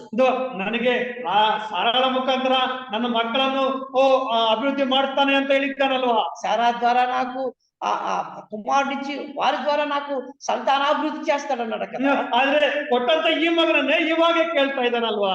కదా ఇచ్చినటువంటి కుమారుని ఇప్పుడు అడుగుతున్నాడు కదా దేవుడు. ಇವಾಗಲೇ ಬಲಿಯಾಗಿ ಕೊಡು ಅಂತ ಕೇಳ್ತಾ ಇದ್ದಾನಲ್ವಾ. ఇప్పుడే బలి ఇవ్వమంటున్నాడు కదా. ಆದ್ರೂ ಸಹ ದೇವರು ಏನ್ ಹೇಳಿದ್ದಾನೆ ಆ ಒಂದು ಮಾತಿನ ಮೇಲೆ ಗಮನ ಇಟ್ಟು ದೇವರ ಚಿತ್ತ ಇದು ಆಗಿದೆ, ನಾನು ಇದನ್ನ ಮಾಡ್ಲೇಬೇಕಂತ ಮುಂದಕ್ಕೆ ಹೊರಡ್ತಾ ಇದ್ದಾನೆ. అయితే అబ్రహాము సందేహం పడకుండా ఏదైతే దేవుడు చెప్పాడో ఆ మాటకు లోబడి దాన్ని దేవుని చిత్తమని ఎరిగి ముందుకు వెళ్ళిన ಸಂಪೂರ್ಣವಾಗಿ ದೇವರ ಒಂದು ಇಚ್ಛೆಯನ್ನು ಪೂರೈಸಲಿಕ್ಕೆ ಮುಂದಕ್ಕೆ ಹೋಗ್ತಾ ಇದ್ದಾನೆ. దేవుని యొక్క సంపూర్ణ చిత్తాన్ని తెలుసుకుని దాని ప్రకారం ముందుకు వెళ్తున్నాడు. ಇಸಾಕನನ್ನು ಕರೆದುಕೊಂಡು ಆ ಒಂದು ಮೋರಿಯಾ ಒಂದು ಬೆಟ್ಟಕ್ಕೆ ಹೋಗ್ತಾ ಇದ್ದಾನೆ. ఇస్సాకును పిలుచుకుని ఆ అబ్రహాము మోరియా పర్వతానికి వెళ్తూ ఉన్నాడు. ದೇವರನ್ನ ಆರಾಧನೆ ಮಾಡಲಿಕ್ಕೆ ಅಲ್ಲಿ ಹೋಗ್ತಾ ಇದ್ದಾನೆ. ఆ దేవుని ఆరాధన చేయడానికి, ದೇವರಿಗೆ ಬಲಿ ಕೊಡ್ಲಿಕ್ಕೆ ಹೋಗ್ತಾ ಇದ್ದಾನೆ. దేవునికి బలి ఇవ్వడానికి వెళ్తున్నాడు. ಹೋಮವನ್ನು ಮಾಡ್ಲಿಕ್ಕೆ ಹೋಗ್ತಾ ಇದ್ದಾನೆ. దేవుని అర్పించడానికి వెళ్తున్నాడు. ಏನನ್ನು ಹೋಮವಾಗಿ ಕೊಡ್ಲಿಕ್ಕೆ, ಏನನ್ನು ಬಲಿಯಾಗಿ ಕೊಡ್ಲಿಕ್ಕೆ ಹೋಗ್ತಾ ಇದ್ದಾನೆ. ఏది దేవునికి బలి ఇవ్వడానికి వెళ్తున్నాడు? ತನ್ನ ಮಗನನ್ನ ಬಲಿಯಾಗಿ ಕೊಡ್ಲಿಕ್ಕೆ ಹೋಗ್ತಾ ಇದ್ದಾನೆ. తన కుమారుణ్ణి బలి ఇవ్వడానికి వెళ్తున్నాడు. ಆರಾಧನೆಗೆ ಹೋಗುವಾಗ ఆ ఆరాధనకి వెళ్ళేటప్పుడు ಯಾವ ರೀತಿಯಾಗಿ ಹೋಗ್ತಾ ಇದ್ದಾನೆ, ఏ విధంగా వెళ్తున్నాడు? ಅನ್ಯ ಮನಸ್ಕವಾಗಿ ಆ ಒಂದು ಆರಾಧನೆ ಮಾಡಲು ಆತನು ಹೋಗ್ತಾ ಇಲ್ಲ. లేకపోతే వేరే విధంగా ఆలోచన చేసి వేరే విధంగా ఉద్దేశంతో అతను వెళ్ళడం లేదు. అయిష్టವಾಗಿ ಆತ ಹೋಗ್ತಾ ಇಲ್ಲ. అయిష్టంగా అతను వెళ్ళడం లేదు. ದೇವರನ್ನು ಆರಾಧನೆ ಮಾಡಲು ಹೋಗುವಾಗ దేవుని ఆరాధన చేయడానికి వెళ్ళేటప్పుడు ಇಬ್ಬಂದಿ ಅಲ್ಲಿ ಇಕ್ಕಟ್ಟಿದೆ, అక్కడ కష్టం ఉంది. ಮನಸ್ಸಿನಲ್ಲಿ ಕಷ್ಟ ಇದೆ, మనసులో కష్టం ఉంది, ಮನಸ್ಸಲ್ಲಿ ದುಃಖ ಇದೆ, అతని మనసులో దుఃఖం ఉంది. ಏನೇ ಇದ್ರೂ ಸಹ ಆರಾಧನೆಗೆ ಹೋಗುವಾಗ ಆತನು ದೇವರ ಇಚ್ಛೆ ಪ್ರಕಾರ ಇಷ್ಟವಾಗಿ ಆರಾಧನೆ ಮಾಡಲು ಹೋಗ್ತಾ ಇದ್ದಾನೆ. కాబట్టి ఏది ఏమైనప్పటికీ కూడా అబ్రహాము తన హృదయంలో దేవుని ఆరాధించడానికి ఇష్టపూర్వకంగా లోబడి వెళ్తున్నాడు. ನಾವು ಹೋಗ್ತಾ ಇದ್ದೇವೆ ಯಾವ ರೀತಿಯಾಗಿ ದೇವರ ಆರಾಧನೆಗೆ ಹೋಗ್ತಾ ಇದ್ದೀವಿ, మనం దేవుని ఆరాధనకు వచ్చేటప్పుడు ಯಾವ ರೀತಿಯಾಗಿ ದೇವರ ಆರಾಧನೆ ಮಾಡಲು ನಾವು ಮುಂದೆ ಹೋಗ್ತಾ ಇದೀವಿ. మనం దేవుని ఆరాధన ఏ విధంగా చేరువ ಎಷ್ಟೋ ಇಕ್ಕಟ್ಟುಗಳು ಮನಸ್ಸಲ್ಲಿ ಇರಬಹುದು, ఎన్నో ఇక్కట్లు మనసులో ఉండొచ్చు, ಎಷ್ಟೋ ಇಕ್ಕಟ್ಟುಗಳು, ಎಷ್ಟೋ ಒಂದು ಕಷ್ಟಗಳು ನಮ್ಮ ಒಂದು ಜೀವನದಲ್ಲಿ ಇರಬಹುದು, మనకు జీవితంలో ఎన్నో కష్టాలు ఉండొచ్చు. ಆದ್ರೆ ಆರಾಧನೆಗೆ ಹೋಗುವಾಗ ಯಾವ ರೀತಿಯಾಗಿ ಅನ್ಯ ಮನಸ್ಕವಾಗಿ ದೇವರನ್ನು ಪೂಜಿಸಲು ಆರಾಧಿಸಲು ಹೋಗ್ತಾ ಇದೀವ. లేకపోతే ఏదో కష్టం పెట్టుకొని వేరే మనసుతో కూడా మనం దేవుని ಅಂದ್ರೆ ಈ ಅಬ್ರಹಾಮನು ಅನ್ಯ ಮನಸ್ಕವಾಗಿ అయిష్టವಾಗಿ ಆರಾಧನೆ ಮಾಡಲು ಹೋಗ್ತಾ ಇಲ್ಲ. ఈ అబ్రహామును చూసినట్లయితే అతడు అసంతృప్తిగా లేకపోతే ఏదో సందేహపడుతూ అయిష్టంగా వెళ్ళలేదు అతను. ಆದ್ರೆ ಅಲ್ಲಿ ಹೋಗ್ತಾ ಇದ್ದಾನೆ ಸಂಪೂರ್ಣವಾಗಿ ದೇವರ ಚಿತ್ತವನ್ನು ನೆರವೇರಿಸೋದಕ್ಕೆ ಅಲ್ಲಿ ಹೋಗ್ತಾ ಇದ್ದಾನೆ ಅಬ್ರಹಾಮನು. అయితే ఇక్కడ మనం చూసినట్లయితే అబ్రహాము ఇష్టపూర్వకంగా దేవునికి అర్పణ అర్పించడానికి ಆ ಒಂದು ಬೆಟ್ಟ ಮೇಲೆ ಹೋಗಿದ್ದಾನೆ. ఇదిగో ఆ యొక్క పర్వతం మీదకి వెళ్ళాడు. ಯಜ್ಞವೇದಿಯನ್ನು ಕಟ್ಟಿದ್ದಾನೆ. అక్కడ మన బలిపీఠాన్ని కట్టాడు. ಯಜ್ಞವೇದಿ ಮೇಲೆ 22ನೇ ಅಧ್ಯಾಯ ಮೊದಲನೇ ವಚನ, 22వ అధ్యాయం మొదటి వచనంలో మనం చూసినప్పుడు ఈ సంగతులు జరిగిన తర్వాత దేవుడు అబ్రహామును పరిశోధించెను. ఎట్లనగా ఆయన అబ్రహామా అని పిలువగా అతడు చిత్తం ప్రభువా.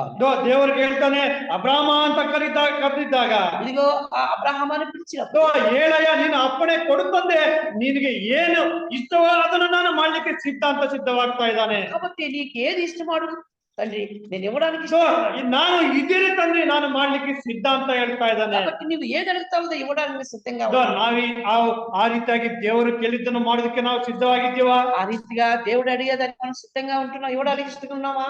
22ನೇ ಅಧ್ಯಾಯ 9ನೇ ವಚನ ನೋಡ್ರಿ. 22వ అధ్యాయం 9వ వచనం చూసినప్పుడు అలాగు వారిద్దరూ కూడి వెళ్ళి దేవుడు అతనితో చెప్పిన చోటికి వచ్చినప్పుడు అబ్రహాం అక్కడ బలిపీఠమును కట్టి కట్టెలు చక్కగా పేర్చి తన కుమారుడు ఇస్సాకును బంధించి ఆ పీఠం పైన ఉన్న కట్టెల మీద ఉంచాను. ದೇವರು ಹೇಳಿದ ಸ್ಥಳಕ್ಕೆ ಅವರು ಸೇರಿದಾಗ ಅಬ್ರಾಮನ ಯಜ್ಞವೇದಿಯನ್ನು ಕಟ್ಟಿಗೆಯನ್ನು ಒಟ್ಟಿ ತನ್ನ ಮಗನಾದ ಇಸ್ಸಾಕನ ಕೈಕಾಲುಗಳನ್ನು ಬಿಗಿದು ಅವರನ್ನು ವೇದಿಯಲ್ಲಿ ಕಟ್ಟಿಗೆಯ ಮೇಲೆ ಇಟ್ಟನು. ಆ ಒಂದು ಯಜ್ಞವೇದಿ ಮೇಲೆ ತನ್ನ ಒಂದು ಮಗನನ್ನು ಕಾದುಕೊಳ್ಳಲಿಕ್ಕೆ ಆತನು ಬಂದಿದ್ದಾನೆ. కాబట్టి బలిపీఠం కట్టి దాని మీద తన కుమారుడు వధించడానికి వచ్చాడు. ಅಲ್ಲಿ ವಚನವನ್ನು ನಾವು ತೆಲುಗಲ್ಲಿ ಸರಿಯಾಗಿ ಓದಿಕೊಂಡ್ರೆ అక్కడ మనం తెలుగులో చదివినట్లయితే ఆ యజ్ఞ వేదిಯ ಮೇಲೆ ఆ బలిపీఠం మీద కట్టెలను చక్కగా పేర్చి ಅಂತ ಒಂದು ವಚನ ಇದೆ. కట్టెలు చక్కగా పేర్చాడనే ಕ್ರಮವಾಗಿ ಆ ಒಂದು ಕಟ್ಟಿಯನ್ನು ಒಂದೊಂದು ಕಟ್ಟಿಯನ್ನು ಸರಿಯಾಗಿ ಆತನು ಅಲ್ಲಿ ಇಟ್ಟಿದ್ದಾನೆ. ఆ కట్టెలు క్రమంగా పేర్చాడు. ಕ್ರಮವಾಗಿ ಆತನು ಅದನ್ನು ಇಟ್ಟು ಅಂತ ಅರ್ಥ ಏನಂದ್ರೆ ఆ క్రమంగా పెట్టాడంటే ದೇವರ ಆರಾಧನೆಯನ್ನು ಕ್ರಮವಾಗಿ ಮಾಡಲು ಆತನು ಇಷ್ಟಪಟ್ಟಿದ್ದಾನೆ. కాబట్టి దేవుణ్ణి ఆరాధించడానికి క్రమబద్ధంగా వచ్చాడు.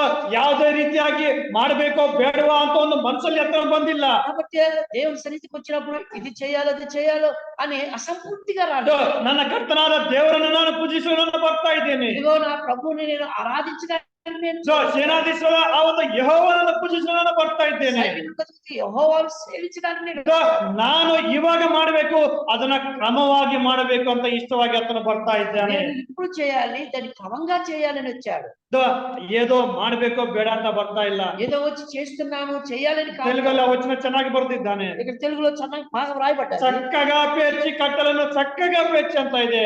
మనం చూసినట్లయితే చక్కగా పేర్చాడు కట్టెలు. ಒಂದು ಕ್ರಮ ಆರಾಧನೆ ಮಾಡಲು ಒಂದು ಕ್ರಮವನ್ನು ಒಂದು ಶಿಸ್ತನ್ನು ಪಾಲಿಸ್ತಾ ಇದ್ದಾನೆ ಅಬ್ರಾಮನು. మనం చూసినట్లయితే అది ఒక క్రమబద్ధమైనటువంటి ఆరాధన అబ్రహాం యొక్క జీవితంలో. ఆ ಒಂದು ಯಜ್ಞವೇದಿ ಮೇಲೆ ಅಬ್ರಾಮನು ತನ್ನ ಮಗನನ್ನು ಇಟ್ಟಿದ್ದಾನೆ. ఆ బలిపీఠం మీద తన కుమారుని పెట్టాడు. ಆ ಒಂದು ಯಜ್ಞವನ್ನು ಮಾಡಲು ಬಲಿಯನ್ನು ಕೊಡಲು ಕತ್ತಿಯನ್ನು ಎತ್ತಿದ್ದಾಗ ಆ ಕತ್ತಿಯನ್ನು ಎತ್ತಿದ್ದಾನೆ. అంత మాత్రం తన కుమారుని వధించడానికి ఆ కత్తి పట్టుకొని పైకెత్తాడు. ಕತ್ತಿಯನ್ನು ಎತ್ತು ಆ ಒಂದು ಕತ್ತಿಯ ಹಾಕುವವರೆಗೂ ಸಹ ಹಿಂತಿರುಗಿ ನೋಡಲಿಲ್ಲ, ಹಿಂದೆ ಯೋಚನೆ ಮಾಡಲಿಲ್ಲ. తన కుమారుని వధించడానికి చెయ్యి ఎత్తి అతన్ని వధించడానికి వరకు కూడా ఏం సందేహం. ಅಬ್ರಾಮನಿಗೆ ಗೊತ್ತಿಲ್ಲ ದೇವರು ಏನಾದ್ರು ಅದ್ಭುತ ಕಾರ್ಯ ಮಾಡ್ತಾನೇನೋ ಅಂತ ಅನ್ಕೊಂಡು తన ಒಂದು ಮಗನನ್ನ ಪಡೆಕೊಳ್ಳಿಕ್ಕೆ ಹೋಗ್ಲಿಲ್ಲ. ఏదో తన కుమారుని వధించేటప్పుడు దేవుడు అద్భుత కార్యం చేస్తాడని అనుకుంటలేదు. ಅಬ್ರಾಮ್ಗೆ ಗೊತ್ತಿಲ್ಲ ಈ ವಿಷಯ. అబ్రహాంకి తెలియదు. ಇಸಾಕನ ಪ್ರತಿಯಾಗಿ ಮತ್ತೊಂದು ಕುರಿಯನ್ನು ದೇವರು ಸಿದ್ಧ ಮಾಡಿರೋದು ಗೊತ್ತಿಲ್ಲ. ఇస్సాకు బదులుగా మరి ఒక పొట్టేను తయారు చేసే దేవుడికి తెలియదు. ಕೊನೆಯವರೆಗೂ ಆ ಒಂದು ಬಲಿಯನ್ನು ಕೊಡುವವರೆಗೂ ಅಬ್ರಾಮನಿಗೆ ಯಾವ ವಿಚಾರವೂ ಸಹ ಗೊತ್ತಿಲ್ಲ. కాబట్టి తన కుమారుని వధించడానికి సిద్ధమయ్యేంత వరకు ఏ విషయం తెలియదు అబ్రహాం. ಕ್ರಮವಾಗಿ ಎಲ್ಲಾ ವಿಚಾರವನ್ನು ಕ್ರಮವಾಗಿ ಸಂಪೂರ್ಣವಾಗಿ ಮಾಡಲು ಬಂದಿದ್ದಾನೆ ಅಬ್ರಾಮನು.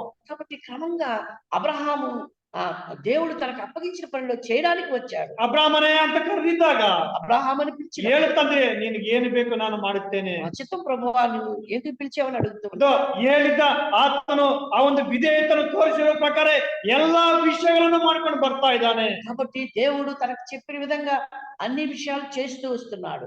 ಆಗ ದೇವರು ಹೇಳ್ತಾ ಇದ್ದಾನೆ ಕತ್ತಿ ಎತ್ತಿದ್ದಾಗ అప్పుడు కత్తి వధించడానికి ಚಿಕ್ಕವನ ಮೇಲೆ ನೀನು ಕೈಯನ್ನು ಹಾಕಬೇಡ. అబ్రహామా ఆ చిన్నవాని మీద నువ్వు చేయవేయద్దు. ಅವನನ್ನು ನೀನು ಬಲಿ ಕೊಡಬೇಡ. నీవు అతనికి ఏమి హాని చేయవద్దు. ಈ ಒಂದು ವಿಚಾರದ ಮೂಲಕ ఈ యొక్క చిన్న పనుల విషయంలో ಈ ಒಂದು ಸಂಗತಿಯ ಮೂಲಕ ఈ సంగతి విషయంలో ದೇವರ ಚಿತ್ತವನ್ನು ನೀನು ಪೂರೈಸುವನೆಂದು ನಾನು ತಿಳಿದಿದ್ದೇನೆ. నీవు దేవునికి భయపడువాడు అని దేవుని చిత్తం చేసేవాడు అని నేను నమ్ముతాను. ನೀನು ಸಂಪೂರ್ಣವಾಗಿ ದೇವರ ಚಿತ್ತ ಏನಿದೆಯೋ ನೀನು ಅದನ್ನು ಗಮನಿಸಿ ಅದು ಮಾಡುವತನಾಗಿದೆಯಾ ಅಂತ ನಾನು ತಿಳಿದಿದ್ದೇನೆ. సంపూర్ణంగా దేవుని చిత్తం ఏదో చేయడానికి నువ్వు చేయగలవాడు అని నేను ಸಂಪೂರ್ಣವಾಗಿ ನೀನು ದೇವರಿಗೆ ಭಯಪಡುವಂತವಾಗಿ ನಾನು ತಿಳಿದಿದ್ದೇನೆ. కాబట్టి నీవు సంపూర్ణంగా దేవునికి ಭಯಪಡೇವಾಡನೇ ಇదో ಈ ಒಂದು ವಿಚಾರದ ಮೂಲಕ, ಈ ಒಂದು ಸಂಗತಿಯ ಮೂಲಕ, ಈ ಒಂದು ವಿಧೇಯತೆಯನ್ನು ಆ ಒಂದು ಅಬ್ರಹಾಮನಲ್ಲಿ ದೇವರು ನೋಡಿದ ಮೂಲಕ, కాబట్టి ఈ విధేయతను ఈ సంపూర్ణంగా చూపడం దేవుడు చూసినప్పుడు ದೇವರು ಅಬ್ರಹಾಮನನ್ನು ಆಶೀರ್ವಾದ ಮಾಡಿದ್ದಾನೆ. అప్పుడు దేవుడు అబ్రహామును ఆశీర్వదిస్తున్నాడు. 22:15-18 వచనಗಳನ್ನು ನಾವು ನೋಡಿಕೊಂಡ್ರೆ ಆ ಒಂದು ಆಶೀರ್ವಾದಗಳನ್ನು ನಾವು ನೋಡಬಹುದು. కాబట్టి ఈ 22వ అధ్యాయం 15 నుంచి 18 వరకు చూసినట్లయితే దేవుని యొక్క ఆశీర్వాదాలు మనం చూడొచ్చు. దయవట్టి ಒಂದೆರಡು ಮಾತು ಹೋಗೋಣ. దయచేసి రెండు మాటలు చదువు. యెహోవా దూత రెండవ వారు పరలోకము నుండి అబ్రహామును పిలిచి ఇట్లా నీకు ఒక్కడే అయ్యున్న నీ కుమారుని వెనుతీయక ఈ కార్యం చేసినందున నేను నిన్ను ఆశీర్వదించి ఆకాశ నక్షత్రం వలెను సముద్ర తీరమందు ఇసుక వలెను నీ సంతానమును నిశ్చయముగా విస్తరింపచేసేదను. నీ సంతతి వారు తమ శత్రువులుగా స్వాధీనపరచుకుందరు. మరియు నీవు నా మాట వినినందున భూలోకములోని జన్మలన్నీ నీ సంతానం వలన ఆశీర్వదింపబడ్డాను నాతో ప్రమాణము చేసి ఉన్నానని యెహోవా సెలవిచ్చాడు. ಭೂಮಿಯ ನೀನು ನನ್ನ ಮಾತನ್ನು ಕೇಳಿದ್ದರಿಂದ ಭೂಮಿಯ ಎಲ್ಲಾ ಜನಾಂಗಗಳಿಗೂ ನಿನ್ನ ಸಂತತಿಯ ಮೂಲಕ ಆಶೀರ್ವಾದ ಉಂಟಾಗುವುದು ಎಂಬುದಾಗಿ ಯೆಹೋವನು ತನ್ನಾಣೆ ಇಟ್ಟು ಹೇಳಿದ್ದಾನೆ ಅಂದನು. నీవు నా మాట వినినందున భూలోకములోని జనములన్నీ నీ సంతానం వల్ల ఆశీర్వదింపబడును నాతోడి ప్రమాణం చేసి ఉన్నానని యెహోవా సెలవిచ్చి. ನೀನು ನನ್ನ ಮಾತನ್ನು ಕೇಳಿದ್ದರಿಂದ, నీవు నా మాట వినినందున, ನನ್ನ ಚಿತ್ತಕ್ಕೆ ನೀನು ಒಳಗಾಗುವುದರಿಂದ, కాబట్టి నీవు నా చిత్త ప్రకారం నీవు లోబడడం ద్వారా, ಸಂಪೂರ್ಣವಾಗಿ ಅದನ್ನ ಪೂರೈಸುವುದರಿಂದ, ಸಂಪೂರ್ಣంగా ಆ పనిని చేయడం ద్వారా ನಿನ್ನ ಸಂತತಿಯ ಮೂಲಕ ಈ ಭೂಲೋಕದ ಮೇಲೆ ನಾನು ಆಶೀರ್ವಾದವನ್ನು ತರುತ್ತೇನೆ. కాబట్టి నీ సంతానం వల్ల భూలోకంలో ఉండే జనాంగములన్నీ కూడా ఆశీర్వదింప. ಸಮುದ್ರದ ಉಸುಕಂತೆ ತನ್ನ ಮಕ್ಕಳನ್ನು ಮಾಡ್ತಾ ಅಂತ ವಾಗ್ದಾನ ಕೊಟ್ಟಿದ್ದಾನೆ. కాబట్టి సముద్రం ఇసుక వలె వారిని చేస్తానని ಅದೇ ರೀತಿಯಾಗಿ ದೇವರು ಅಬ್ರಹಾಮನನ್ನು ಆಶೀರ್ವಾದ ಮಾಡಿದ್ದಾನೆ. అదే రీతిగా దేవుడు ఆశీర్వదించాడు. ಅಬ್ರಹಾಮನು ಈ ಆಶೀರ್ವಾದ ಹೊಂದಿಕೊಳ್ಳಲಿಕ್ಕೆ ಕಾರಣ, అబ్రహాము ఈ ఆశీర్వాదం పొందడానికి కారణం ಅರ್ಧ ದೇವರ ಮಾತನ್ನು ಕೇಳಿದ್ರೆ ಸಿಗ್ತಾ ಇತ್ತಾ? అందులో అసంపూర్తిగా చేయడం వల్ల దొరికిందా? ಯಾವುದಕ್ಕಾಗಿ ದೇವರು ತನ್ನನ್ನು ಕರೆದಿದ್ದಾನೋ ಅದನ್ನು ಅರ್ಧ ಮಾತ್ರ ಮಾಡಿದ್ರೆ ಮಾಡ್ತಿದ್ನಾ? కాబట్టి దేవుడు దేనికైతే పిలిచాడో అది సగం పని చేసింటే ఈ ఆశీర్వాదం ಸೌಲನು ಮಾಡ್ತಾ ಇದ್ದಾನೆ. సౌలు చేస్తున్నాడు. ಸಂಪೂರ್ಣವಾಗಿ ನೀನು ಅಮಾಲೇಕ್ಯರನ್ನು ಅವರ ಒಂದು ಹಸು ದನಗಳನ್ನು ಎಲ್ಲಾದ್ರೂ ನಾಶನ ಮಾಡು ಅಂತ ಹೇಳಿದ್ದಾಗ, వారికి కలిగినదంతయు సంపూర్ణంగా నాశనం చేయమని చెప్పినప్పుడు ಆತನು ಮನುಷ್ಯರನ್ನು ಮಾತ್ರ ನಾಶನ ಮಾಡಿ ಆ ಹಸು ದನಗಳನ್ನು ಕುರಿಗಳನ್ನು ಎತ್ತಿಟ್ಟಿದ್ದಾನೆ. అక్కడ ఉన్నటువంటి మనుషుల్ని నాశనం చేశాడు. ಸಂಪೂರ್ಣವಾಗಿ ದೇವರು ಏನಕ್ಕೆ ಕರೆದನೋ ಅದಕ್ಕೆ ಆತನು ಒಳಗಾಗಲಿಲ್ಲ. కాబట్టి దేనికైతే పిలిచాడో దేవుడు దానికి ఆ మాటకు లోబడలేదు సౌలు. ಯಾವುದಕ್ಕೆ ಆತನು ಅರಸನಾಗಿ ಮಾಡಿದ್ದಾನೋ ಆ ಒಂದು ಕೆಲಸವನ್ನು ಆತನು ಸಂಪೂರ್ಣವಾಗಿ ಮಾಡಲಿಲ್ಲ. ఏ పనికైతే దేవుడు పిలిచాడో రాజుగా నియమించాడు ఆ పని చేయలేదు సౌలు. ಆದ್ದರಿಂದ ಆ ಮಾತನ್ನು ಕೇಳದೇ ಇರೋದ್ರಿಂದ ಆತನು ತನ್ನ ಒಂದು ಅರಸತ್ವವನ್ನು ಕಳೆದುಕೊಂಡಿದ್ದಾನೆ. కాబట్టి ఇదిగో అలాగా చేయకపోవడం ద్వారా అతని రాజరికాన్ని పోగొట్టు. ಅದೇ ರೀತಿಯಾಗಿ ಅಬ್ರಹಾಮನ ವಿಚಾರಕ್ಕೆ ಬಂದಿದ್ದಾಗ, అట్లయితే మనము అబ్రహాము విషయంలోకి వచ్చినప్పుడు ಸಂಪೂರ್ಣವಾಗಿ ದೇವರ ಮಾತನ್ನು ಕೇಳಿದ್ರಿಂದ, ಸಂಪೂರ್ಣంగా దేవుని మాట వినడం, ಯಾವುದಕ್ಕೂ ದೇವರು ತನ್ನನ್ನು ಕರೆದಿದ್ದಾನೋ ಅದನ್ನು ಪೂರೈಸುವುದರಿಂದ, దేవుడు దేనికి పిలిచాడో ఆ పని సంపూర్తి చేయడం ಅಬ್ರಹಾಮನು ಆಶೀರ್ವಾದವನ್ನು ಹೊಂದಿದ್ದಾನೆ. అబ్రహాము ఆశీర్వదింపబడినవాడుగా. ಅದೇ ರೀತಿಯಾಗಿ ನಾವು ನಮ್ಮ ಪೌಲನ ಕಡೆ ಹಿಂತಿರುಗಿ ನಾವು ಬಂದಿದ್ದಾಗ, అలాగే మనం చూసినట్లయితే పౌలు దగ్గరికి మనం వచ్చినప్పుడు ದೇವರ ಚಿತ್ತಾನುಸಾರವಾಗಿ ಅಪೊಸ್ತಲನಾದ ಪೌಲನು ಅಂತ ನಾವು ನೋಡ್ತಾ ಇದ್ದೀವಿ. కాబట్టి దేవుని చిత్తం వలన అపోస్తలుడుగా పిలువబడినటువంటి పౌలని, ದೇವರ ಇಚ್ಛೆಯಿಂದ ಅಪೊಸ್ತಲನಾಗಿದ್ದೇನೆ ನಾನು. దేవుని చిత్తం వల్ల నేను క్రీస్తు యేసు అపోస్తలుడుగా పిలువబడ్డాను. ದೇವರ ಇಚ್ಛೆಯನ್ನು ಪೂರೈಸೋದಕ್ಕೆ ನಾನಿದ್ದೇನೆ. ಈಗ దేవుని యొక్క చిత్తాన్ని పూర్తి చేయడానికి నేను వచ్చాను. ನನ್ನಲ್ಲಿ ದೇವರು ಏನು ಕೆಲಸ ಮಾಡ್ಲಿಕ್ಕೆ ಆತನು ನನ್ನನ್ನು ಆಯ್ಕೆ ಮಾಡಿಕೊಂಡಿದ್ದಾನೋ ಆತನು ತಿಳಿದವನಾಗಿದ್ದಾನೆ. కాబట్టి నన్ను దేనికి పిలిచాడో ఏ పని అప్పగించాడో దాన్ని పూర్తిగా చేయడానికి నేను సంసిద్ధంగా ఉన్నాను. ಕರೆಯಲ್ಪಡುವುದು ತುಂಬಾ ಸುಲಭವೇ, పిలవడం చాలా సులభమే. ಆ ಅಪೊಸ್ತಲನಾಗುವುದು ತುಂಬಾ ಸರಳವೇ, అపోస్తలుగా చేయడం చాలా సరళమే. ಅಪೊಸ್ತಲನಾಗಿ ಬಾಳುವುದು ಎಷ್ಟು ಕಷ್ಟ, ಎಷ್ಟು ಶ್ರಮಗಳು, ಎಷ್ಟೊಂದು ಇಕ್ಕಟ್ಟುಗಳು ಇರ್ತಾವೋ ಅದರಲ್ಲಿ ಆ ಒಂದು ಜೀವನವನ್ನು అపోస్తలుగా పిలువబడి దానిలో కొనసాగించడమే ఎన్ని ఇక్కట్లు ఎన్ని ఇబ్బందులు ఉంటాయో అదే చాలా కష్టం. ಎಷ್ಟೇ ಇಕ್ಕಟ್ಟುಗಳಿದ್ರು ಸಹ, ಎಷ್ಟೇ ಶ್ರಮಗಳಿದ್ರು ಸಹ ಅಪೊಸ್ತಲನಾಗಿ ಬಾಳುವುದಕ್ಕೆ ಪೌಲನು ಇಷ್ಟಪಟ್ಟಿದ್ದಾನೆ. ఎన్ని కష్టాలు ఎన్ని శ్రమలు వచ్చినప్పటికి కూడా ఆ అపోస్తలుగా దేనికైతే పిలువబడ్డాడో అతడు ఆ విధంగా కొనసాగాడు పౌలు. ನಾನು ನಿನ್ನೆ ಮೊನ್ನೆ ಒಂದು ವಿಡಿಯೋನ ನಾನು ನೋಡಿದ್ದೆ. మన సహోదరుడు ఒక వీడియో చూశాడు. ಅದು ದೊಡ್ಡ ಸ್ಟೇಜ್ ಹಾಕಿದೆ, అది పెద్ద స్టేజ్ కట్టబడ్డది. ದೊಡ್ಡ ಸೇವಕನು ಅದನ್ನ ನೋಡ್ತಾ ಇದ್ದೀನಿ. ನಾನು ಅವ್ರನ್ನ ಕ್ವಶನ್ ಮಾಡ್ತಾ ಇಲ್ಲ, నేను అతన్ని ప్రశ్నించడం లేదు, కానీ ಅತನು ಏನ್ ಮಾಡ್ತಾ ಇದ್ದಾನಂದ್ರೆ, అతను ఏం ಆ చేస్తున్నాడు, ಸ್ಟೇಜ್ ಮೇಲೆ ದೊಡ್ಡ ಸ್ಟೇಜ್ ತುಂಬಾ ಜನ ಬಂದಿದ್ದಾರೆ. ఆ స్టేజ్ మీద నిలబడుకున్నాడు, అనేక మంది చేరి వచ్చారు. ಅಲ್ಲಿ ನಾವು ದೇವರ ವಾಕ್ಯದಲ್ಲಿ ಯಾವ ರೀತಿಯಾಗಿ ಪ್ರಾರ್ಥನೆ ಮಾಡಬೇಕು, ಯಾವ ರೀತಿಯಾಗಿ ಅಂಗಲಾಚಬೇಕಂತ ಇದೆಯಲ್ಲ, కాబట్టి ఏ విధంగా మనం ప్రార్థన చేయాలి, ఏ విధంగా మనం ఏడ్చి ప్రార్థన చేయాలి అనేది ఉంది కదా. ಅರಸರಿಗಾಗಿ ಅವ್ರಿಗಾಗಿ ಯಾವ ರೀತಿಯಾಗಿ ನಾವು ಪ್ರಾರ್ಥನೆ ಮಾಡ್ಬೇಕಂತ ವಚನ ಇದೆಯಲ್ಲ. కాబట్టి రాజుల కొరకు కాబట్టి దేశ సేవల కొరకు ఇట్లా మనం ప్రార్థన చేయాలి ఉంది కదా. ಆತನು ಮಾಡ್ತಾ ಇದ್ದಾನೆ ಸ್ಟೇಜ್ ಮೇಲೆ. ఆ స్టేజ్ మీద చేస్తున్నాడు. ಗೋಣಿ ಚೇವೆಗಳನ್ನು ಕಟ್ಟಿಕೊಂಡಿದ್ದಾನೆ. అతడు మామూలుగా ఈ గోంచీలు అంటే ఏమంటారు, గోనెపట్టు కట్టుకున్నాడు. ಗೋಣಿ ಚೇವನ್ನು ಕಳಿತಾನೆ. ಎಲ್ಲಾ ಸಮೂಹದ ಮುಂದೆ ಆ ಒಂದು ದೂಚಿನ ತಂದು ಮೇಲೆ ಸುರಿಸ್ಕೊಂಡು ವಿಡಿಯೋ ತೆಗೆದು ಎಲ್ಲ ಆತನು ಮಾಡ್ತಾ ಇದ್ದಾನೆ. కాబట్టి అతను మీద బూడిద పోస్తా ఉంటారు, అది అంతా కూడా వీడియో చూపిస్తూ ఉంటాడు. ಆತನು ಏನ್ ಹೇಳ್ತಾನೆ, ನಾನು ದೇವರಲ್ಲಿರೋ ಪ್ರಕಾರ ನಾನು ಮಾಡ್ತಾ ಇದ್ದೀನಿ ಅಂತ ತೋರಿಸ್ಲಿಕ್ಕೆ, ಒಂದು ಹೆಸರನ್ನ ಪಡ್ಲಿಕ್ಕೆ ಎಲ್ಲಾನು ನೋಡ್ತಾ ಇದ್ದೀನಿ ಅಲ್ಲಿ. కాబట్టి ఒక పేరు సంపాదించడానికి దేవుడు చెప్పినట్లుగా అతను చేస్తున్నాడు. ಒಂದು ಹೆಸರು ಮಾತ್ರ ನೋಡಿ ಜನರಲ್ಲಿ ಹೆಸರು ಅಲ್ಲಿ ಸಿಗುವಂತದ್ದಾಗಿದೆ. కాబట్టి ఇది ప్రజలు మెచ్చుకోవడానికి ఆ పని చేస్తుంది. ಆ ಒಂದು ವಿಡಿಯೋನ ನೋಡಿದ್ರೆ ನನಗೆ ತುಂಬಾ ಒಂಥರ ಕಾಣಿಸ್ಬಿಡ್ತು. కాబట్టి ఆ వీడియో చూస్తుండగా నాకు ఒక మనసులో బాధ వేసింది. ನೀವು ಉಪವಾಸವಿರ್ರಿ, ಧೂಳಿಯನ್ನು ಹಾಕೊಳ್ರಿ, ಗೋಣೆ ಪಟ್ಟಿಯನ್ನು ಕಟ್ಕೊಳ್ರಿ, ಅಂಗಲಾಚಿ ಪ್ರಾರ್ಥನೆ ಮಾಡ್ರಿ ಅಂತ ಇದೆ. కాబట్టి నువ్వు ఉపవాసం ఉండండి, గొలిపట్టి కట్టుకోనండి, అలాగే బూడిద పూసుకోండి అని ఉంది. ಸಮೂಹದ ಮುಂದೆ ನೀವು ಈ ತರ ಮಾಡ್ರಿ ಅಂತ ದೇವರು ಹೇಳಿಲ್ಲ. అంటే సమూహాల ముందు ఈ విధంగా చేయమని దేవుడు చెప్పలేదు. ನೀವು ಎಲ್ಲರಿಗಾಗಿ ಪ್ರಾರ್ಥನೆ ಮಾಡಿ ಸೇವೆ ಮಾಡಿ, ಅದಕ್ಕಾಗಿ ದೇವರು ನಮ್ಮನ್ನು ಕರೆದಿದ್ದಾನೆ, ಅದಕ್ಕಾಗಿ ದೇವರು ನಮ್ಮನ್ನು ಆಯ್ಕೆ ಮಾಡ್ಕೊಂಡಿದ್ದಾನೆ. దేవుడు రాజుల కొరకు అధికారులకు ప్రార్థించేయమన్నాడు, మనల్ని ఏర్పాటు చేసుకున్నాడు, నిజమే. ಆ ಒಂದು ದೇವರ ಒಂದು ಕರೆಯುವಿಕೆಯಲ್ಲಿ, ದೇವರ ಒಂದು ಅಪ್ಪಣೆಯಲ್ಲಿ, ದೇವರ ಒಂದು ಆ ಒಂದು ಚಿತ್ತದಲ್ಲಿ ಈ ಒಂದು ಕೆಲಸಗಳು, ಈ ಒಂದು ಕಷ್ಟಗಳು ನಮ್ಮಲ್ಲಿ ಇರ್ತವೆ. ದೂಷಿ ಸಿಗುವುದು, ಕಷ್ಟ ಸಿಗುವುದು, ನಷ್ಟ ಸಿಗುವುದು, ಎಲ್ಲವೂ ಸಹ ನಮ್ಮಲ್ಲಿ ಸಿಗಬಹುದು. కాబట్టి మనం దేవుడు పిలిచినప్పుడు దోషాలు ఉంటాయి, కష్టాలు ఉంటాయి, నష్టాలు ఉంటాయి, ఇవన్నీ మనకు దొరకచ్చు. ಆದ್ರೆ ಅಪೊಸ್ತಲನಾಗಿ ಕರೆಯಲ್ಪಡುವುದು ದೊಡ್ಡ ವಿಷಯ ಅಲ್ಲ. అపోస్తలుగా పిలువబడడం గొప్ప విషయం. ಅಪೊಸ್ತಲನಾಗಿ ಬಾಳುವುದೇ ದೊಡ್ಡ ವಿಷಯ ಆಗಿದೆ. అపోస్తలుగా ఉండి నడుచుకోవడం చాలా కష్టమే. 2ನೇ ಕೊರಿಂಥದವರ ಪತ್ರಿಕೆಯಲ್ಲಿ ಆ ಒಂದು ಅಪೊಸ್ತಲನಾದ ಪೌಲನು ಯಾವ ಒಂದು ಕಷ್ಟಗಳನ್ನು ಪಟ್ಟಿದ್ದಾನೆ ನೋಡಬಹುದು. అపోస్తల పౌలు కొరింథీయులకు రాసిన 2వ పత్రికలో ఏ విధంగా 11ನೇ ಅಧ್ಯಾಯ 23ನೇ ವಚನ, 11వ అధ్యాయం 23వ వచనం. 5 నిమిಷ ಮುಗಿಸ್ತೇನೆ. 5 నిమిషాల్లోనే ముగిస్తాను.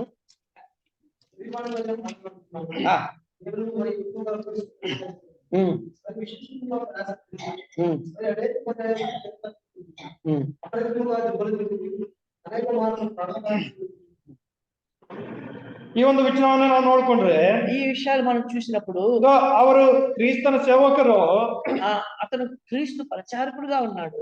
ಅವರಿಗಿಂತ ನಾನು ಹೆಚ್ಚಾಗಿ ಸೇವೆ ಮಾಡುವವನಾಗಿದ್ದೇನೆ. నేను వారికంటే ఎక్కువగా ಪರಿಚಯ చేశాను. ದೇವರ ಒಂದು ಸೇವೆಯನ್ನು, ದೇವರು ತನ್ನನ್ನು ಯಾವುದಕ್ಕೆ ಕರೆದುಕೊಂಡಿದ್ದಾನೋ ಆ ಒಂದು ವಿಚಾರವನ್ನು ಎಲ್ಲರಿಗೂ ತಿಳಿಸ್ತದಾನೆ. కాబట్టి దేవుడు ఏ విధంగా పిలిచాడో, ఏ పనికైతే నియమించాడో అవన్నీ కూడా ఇక్కడ చెప్తున్నాడు. ನಾನು ಮಾಡಿದ್ದೇನೆ, ಆದ್ರಿಂದ ನಾನು ಇದನ್ನ ಬರೀತಾ ಇದ್ದೇನೆ ಅಂತ ಹೇಳ್ತಾ ಇದ್ದೇನೆ. నేను ఆ విధంగా చేసాను కాబట్టి ಈ ಮಾತನ್ನು ರಾస్తున్నాను. ಈ ಒಂದು ವಚನವನ್ನು ನಾವು ನೋಡ್ಕೊಂಡ್ರೆ, వచనాన్ని మనం ಅವರಿಗಿಂತ ನಾನು ಹೆಚ್ಚಾಗಿ ಸೇವೆ ಮಾಡುವನಾಗಿದ್ದೇನೆ. వారికంత మరి విశేషంగా ప్రయాసపడుతుంది. ಬುದ್ಧಿ ಸ್ವಾಧೀನವಿಲ್ಲದನಾಗಿ ಮಾತನಾಡುತ್ತಾ ಇದ್ದಾನೆ. కాబట్టి వెర్రివాని వలె మాట్లాడుచున్నాను. ಆತನ ಸೇವೆಯಲ್ಲಿ ಅವರಿಗಿಂತ ಹೆಚ್ಚಾಗಿ ನಾನು ಪ್ರಯಾಸ ಪಟ್ಟಿದ್ದಾನೆ. నేను మరి ఎక్కువగా క్రీస్తు ప్రచారకుడను. ಹೆಚ್ಚಾಗಿ ನಾನು ಸೆರೆಮನೆಗೆ ಒಳಗಡೆ ಹಾಕಲ್ಪಟ್ಟಿದ್ದೇನೆ. నేను అనేక పర్యాయాలు చెరసాలలో వేయబడ్డాను. ಅದೇ ರೀತಿಯಾಗಿ ನಾವು ನೋಡಿದ್ರೆ, అదే విధంగా మనం ಮಿತಿ ಮೀರಿಯಾಗಿ ನಾನು ಪೆಟ್ಟುಗಳನ್ನು ತಿಂದಿದ್ದೇನೆ. అపరిమితంగా దెబ్బలు తిన్నాను. ಅದೇ ರೀತಿ ನಾವು ಮುಂದೆ ನೋಡಿದ್ರೆ, ముందుకు చూసినట్లయితే ಅನೇಕ ಸಾರಿ ಮರಣದ ಬಾಯಿ ಒಳಗಡೆ ಸಿಲುಕಿಕೊಂಡಿದ್ದೇನೆ. అనేక మార్లు ప్రాణాపాయములలో ఉంటుంది. 5 ಸಾರಿ ಯೆಹೋವರಿಂದ ನನಗೆ ಒಂದು ಕಡಿಮೆ 40 ಏಟುಗಳು ಬಿದ್ದಿದ್ದಾವೆ. యూదుల చేత 5 మార్లు ఒకటి తక్కువ 40 దెబ్బలు తింది. 3 ಸಾರಿ ಸರ್ಕಾರದವರು ಚಡಿಗಳಿಂದ ನನ್ನನ್ನು ಓಡಿಸಿದ್ದಾರೆ. ముమ్మారు బెత్తాలతో నన్ను కొట్టారు. ಒಂದು ಸಾರಿ ಜನರು ನನ್ನನ್ನು ಕೊಲ್ಲುವುದಕ್ಕೆ ಕಲ್ಲಿಸುತ್ತಿದ್ದಾರೆ. ఒకసారి రాళ్ళతో కొట్టబడితిని. 3 ಸಾರಿ ನಾನಿದ್ದ ಹಡಗು ಒಡೆದು ಹೋಯ್ತು. ముమ్మారు ఓడ పగిలిపోయి శ్రమ పడితిని. ಒಂದು ರಾತ್ರಿ ಒಂದು ಹಗಲು ಸಮುದ್ರದ ನೀರಿನಲ್ಲಿ ಕಳೆದಿದ್ದೇನೆ. ఒక రాత్రి పగలు సముద్రంలో గడిపితిని. ಆತನ ಸೇವೆಯಲ್ಲಿ ಎಷ್ಟೋ ಪ್ರಯಾಣಗಳನ್ನು ನಾನು ಮಾಡಿದ್ದೇನೆ. అనేక పర్యాయాలు ప్రయాణంలోను ನದಿಗಳ ಅಪಾಯಗಳು, నదుల్లోనైన ఆపదలు, ಕಳ್ಳರ ಅಪಾಯಗಳು, దొంగల వలన ఆపదల్లో, ಸ್ವಂತ ಜನರಿಂದ ಅಪಾಯಗಳು, నా స్వజనులైన ఆపదల్లోను, ಅನ್ಯ ಜನರಿಂದ ಅಪಾಯಗಳು, అన్ని జనుల వలన ఆపదల్లో, ಪಟ್ಟಣದಲ್ಲಿ ಅಪಾಯಗಳು, పట్టణంలో ఆపదల్లోను, ಕಾಡಿನಲ್ಲಿ ಅಪಾಯಗಳು, అరణ్యములో ఆపదల్లో, ಸಮುದ್ರದಲ್ಲಿ ಅಪಾಯಗಳು, సముద్రంలో కూడా ఆపదలు, ಸುಳ್ಳು ಸಹೋದರರುಗಳೇ ಇರುವಾಗ ಅಪಾಯಗಳು ನನಗೆ ಸಂಭವಿಸಿದ್ದಾವೆ.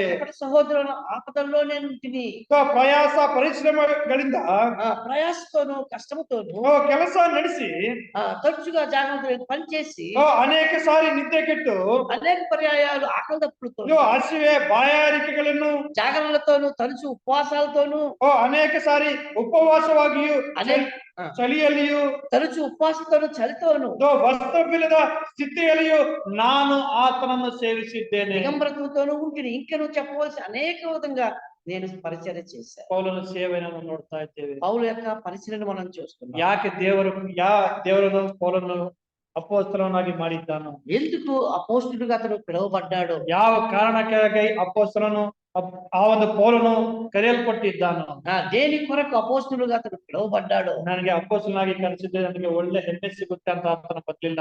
కాబట్టి నేను అపోస్తులుగా పిలువబడ్డాను, గొప్ప గౌరవం దొరుకుతుందని అతను ದೇವರ ಸೇವೆಯಲ್ಲಿ ಇಕ್ಕಟ್ಟುಗಳು, ಕಷ್ಟಗಳು, ಸಂಬಂಧಗಳು, ಎಲ್ಲ ಶ್ರಮಗಳು ಇರುತ್ತವಂತ ಆತನು ತಿಳಿದೇ ಬಂದಿದ್ದಾನೆ. కాబట్టి దేవుని యొక్క పనిలో ఇక్కట్లు, శ్రమలు, నిందలు అన్ని వస్తాయని తెలిసి ಎಲ್ಲವನ್ನೂ ಸಹ ಆತನು ಅನುಭವಿಸಿದ್ದಾನೆ. అన్ని కూడా అతను అనుభవించు వచ్చాడు. ಊಟ ಇಲ್ಲದಂತ ಸ್ಥಿತಿಯಲ್ಲಿ ನಾನಿದ್ದೇನೆ. ఆకలి దప్పులతో నేనున్నాను. ನನ್ನ ಸ್ವಂತ ಜನರಿಂದ ನನಗೆ ಅಪಾಯ ಆಗಿದೆ. నా సొంత ప్రజల నుంచి నాకు ఆపదలు వచ్చాయి. ಯಹೂದ್ಯರು ನಾನು ಒಂದು ಕಮ್ಮಿ 40 ಏಟುಗಳು ಎದುರು ಹೊಡೆದಿದ್ದಾರೆ. యూదుల చేత 5 మార్లు ఒకటి తక్కువ 40 దెబ్బలు. ಅಧಿಕಾರಿಗಳು ಕಲ್ಲಿಸುವುದನ್ನು ಸಾಯಿಸಲಿಕ್ಕೆ ಸಿದ್ಧ ಆಗಿದ್ದಾರೆ. అధికారులు రాళ్ళు తీసుకుని కొట్టడానికి సిద్ధపడ్డారు. ಎಷ್ಟೊಂದು ಶ್ರಮಗಳು, ಎಷ್ಟೊಂದು ಅಪಾಯಗಳು ಎಲ್ಲವನ್ನೂ ಅನುಭವಿಸಿ ಆತನ ಒಂದು ಸೇವೆಯಲ್ಲಿ ಅಂತ ಬರೀತಾ ಇದ್ದಾನೆ. కాబట్టి ఎన్నో శ్రమలు, ఎన్నో కష్టాలు వచ్చినాయి, అయినప్పటికీ నేను సేవ చేశాను. ಆತನ ಒಂದು ಸೇವೆಯಲ್ಲಿ ಇವೆಲ್ಲದೂ ಸಹ ನಾನು ಅನುಭವಿಸಿದ್ದೇನೆ. కాబట్టి దేవుని పరిచర్య కొరకు ఇవన్నీ కూడా నేను అనుభవించాను. ಯಾಕೆ ದೇವರು ನನ್ನನ್ನು ಕರೆದಿದ್ದಾನೋ, దేవుడు ఎందుకు నన్ను పిలిచాడు, ನಾನು ಅದನ್ನು ಪೂರೈಸಿದ್ದೇನೆ. దాన్ని నేను పూరించాను. ಯಾಕೆ ನನ್ನನ್ನು ದೇವರು ಅಪೊಸ್ತಲನಾಗಿ ಮಾಡಿದ್ದಾನೋ, ఎందుకు నన్ను అపోస్తలుగా ఆయన చేశాడు, ಅದನ್ನು ನಾನು ಪೂರ್ಣಗೊಳಿಸಿದ್ದೇನೆ ಅಂತ ಹೇಳ್ತಾ ಇದ್ದಾನೆ. నేను సంపూర్తి చేశాడంట. ಇವಾಗ ಹೇಳ್ತಾ ಇದ್ದಾನೆ ಹೆಮ್ಮೆಯಿಂದ. అందుకనే ఇప్పుడు చాలా గొప్పగా చెప్తున్నారు. ತಿಮೋತಿ ಕೊಟ್ಟ ಪತ್ರಿಕೆಯಲ್ಲಿ ಆ ಒಂದು ವಚನವನ್ನು ನಾವು ನೋಡಬಹುದು. తిమోతికి రాసిన 2 ತಿಮೋತಿ 4:7. తిమోతికి రాసిన 2వ పత్రిక 4వ అధ్యాయం 7వ వచనంలో ఆ మాట చెప్తున్నాడు. మంచి పోరాటము పోరాడుతుంది, నా పరుగు కడముట్టించుతుంది, విశ్వాసము కాపాడుకుంటుంది, ఇక మీదట నా కొరకు నీతి కిరీటము చెప్పలేదు. ಈ ವಚನವನ್ನು ನಾವು ನೋಡಿಕೊಂಡ್ರೆ ఈ వచనాన్ని మనం చూసినప్పుడు ಆತನ ಒಂದು ಹೆಮ್ಮೆ ತರ ಕಾಣಿಸ್ತಾ ಇದೆ. అతను ఎందుకు గర్వపడుతున్నాడు ఇక్కడ చూస్తూ, ಒಳ್ಳೆ ಹೆಸರನ್ನು ನಾನು ಪಡೆದುಕೊಂಡಿಲ್ಲ, నేను గొప్ప పేరు సంపాదించు, ಹಣವನ್ನು ನಾನು ಸಂಪಾದನೆ ಮಾಡಿಕೊಂಡಿಲ್ಲ, డబ్బులు సంపాదించుకోలేదు, ಆ ಒಂದು ಆಸ್ತಿಯನ್ನು ನಾನು ಸಂಪಾದನೆ ಮಾಡಲಿಲ್ಲ, లేకపోతే నేను ఆస్తిని సమకూర్చుకోలేదు.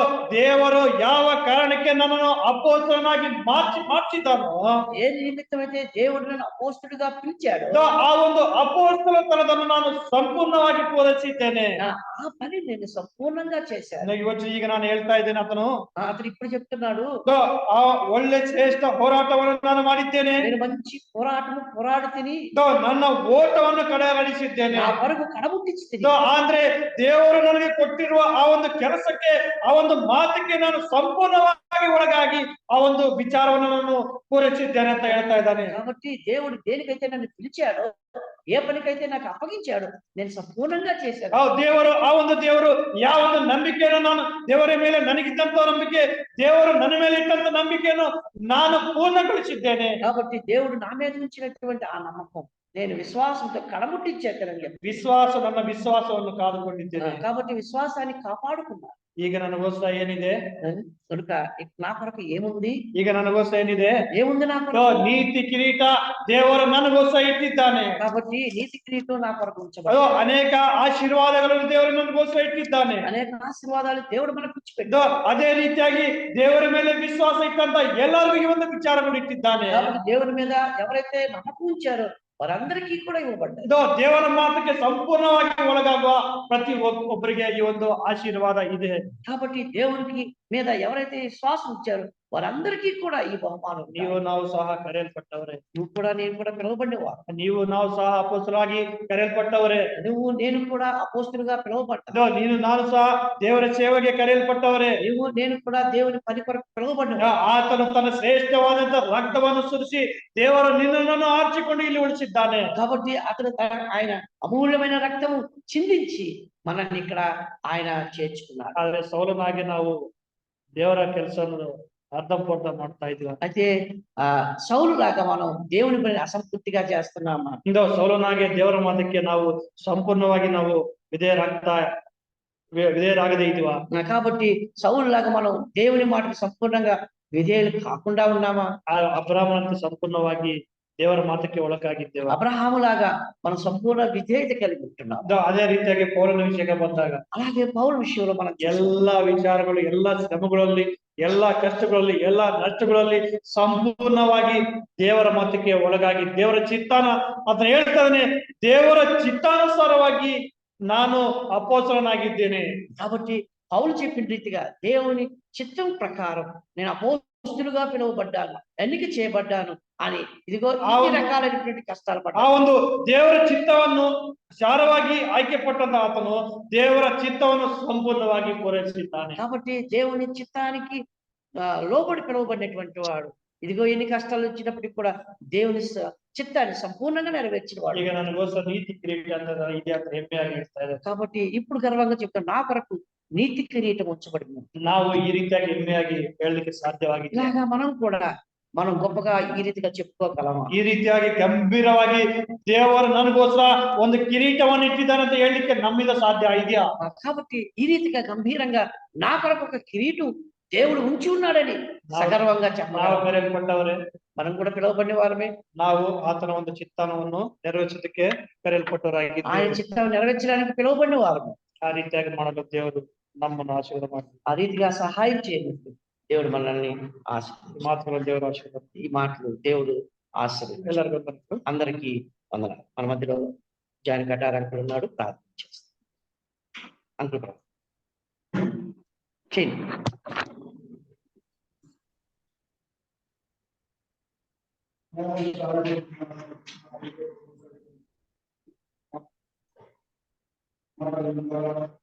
మన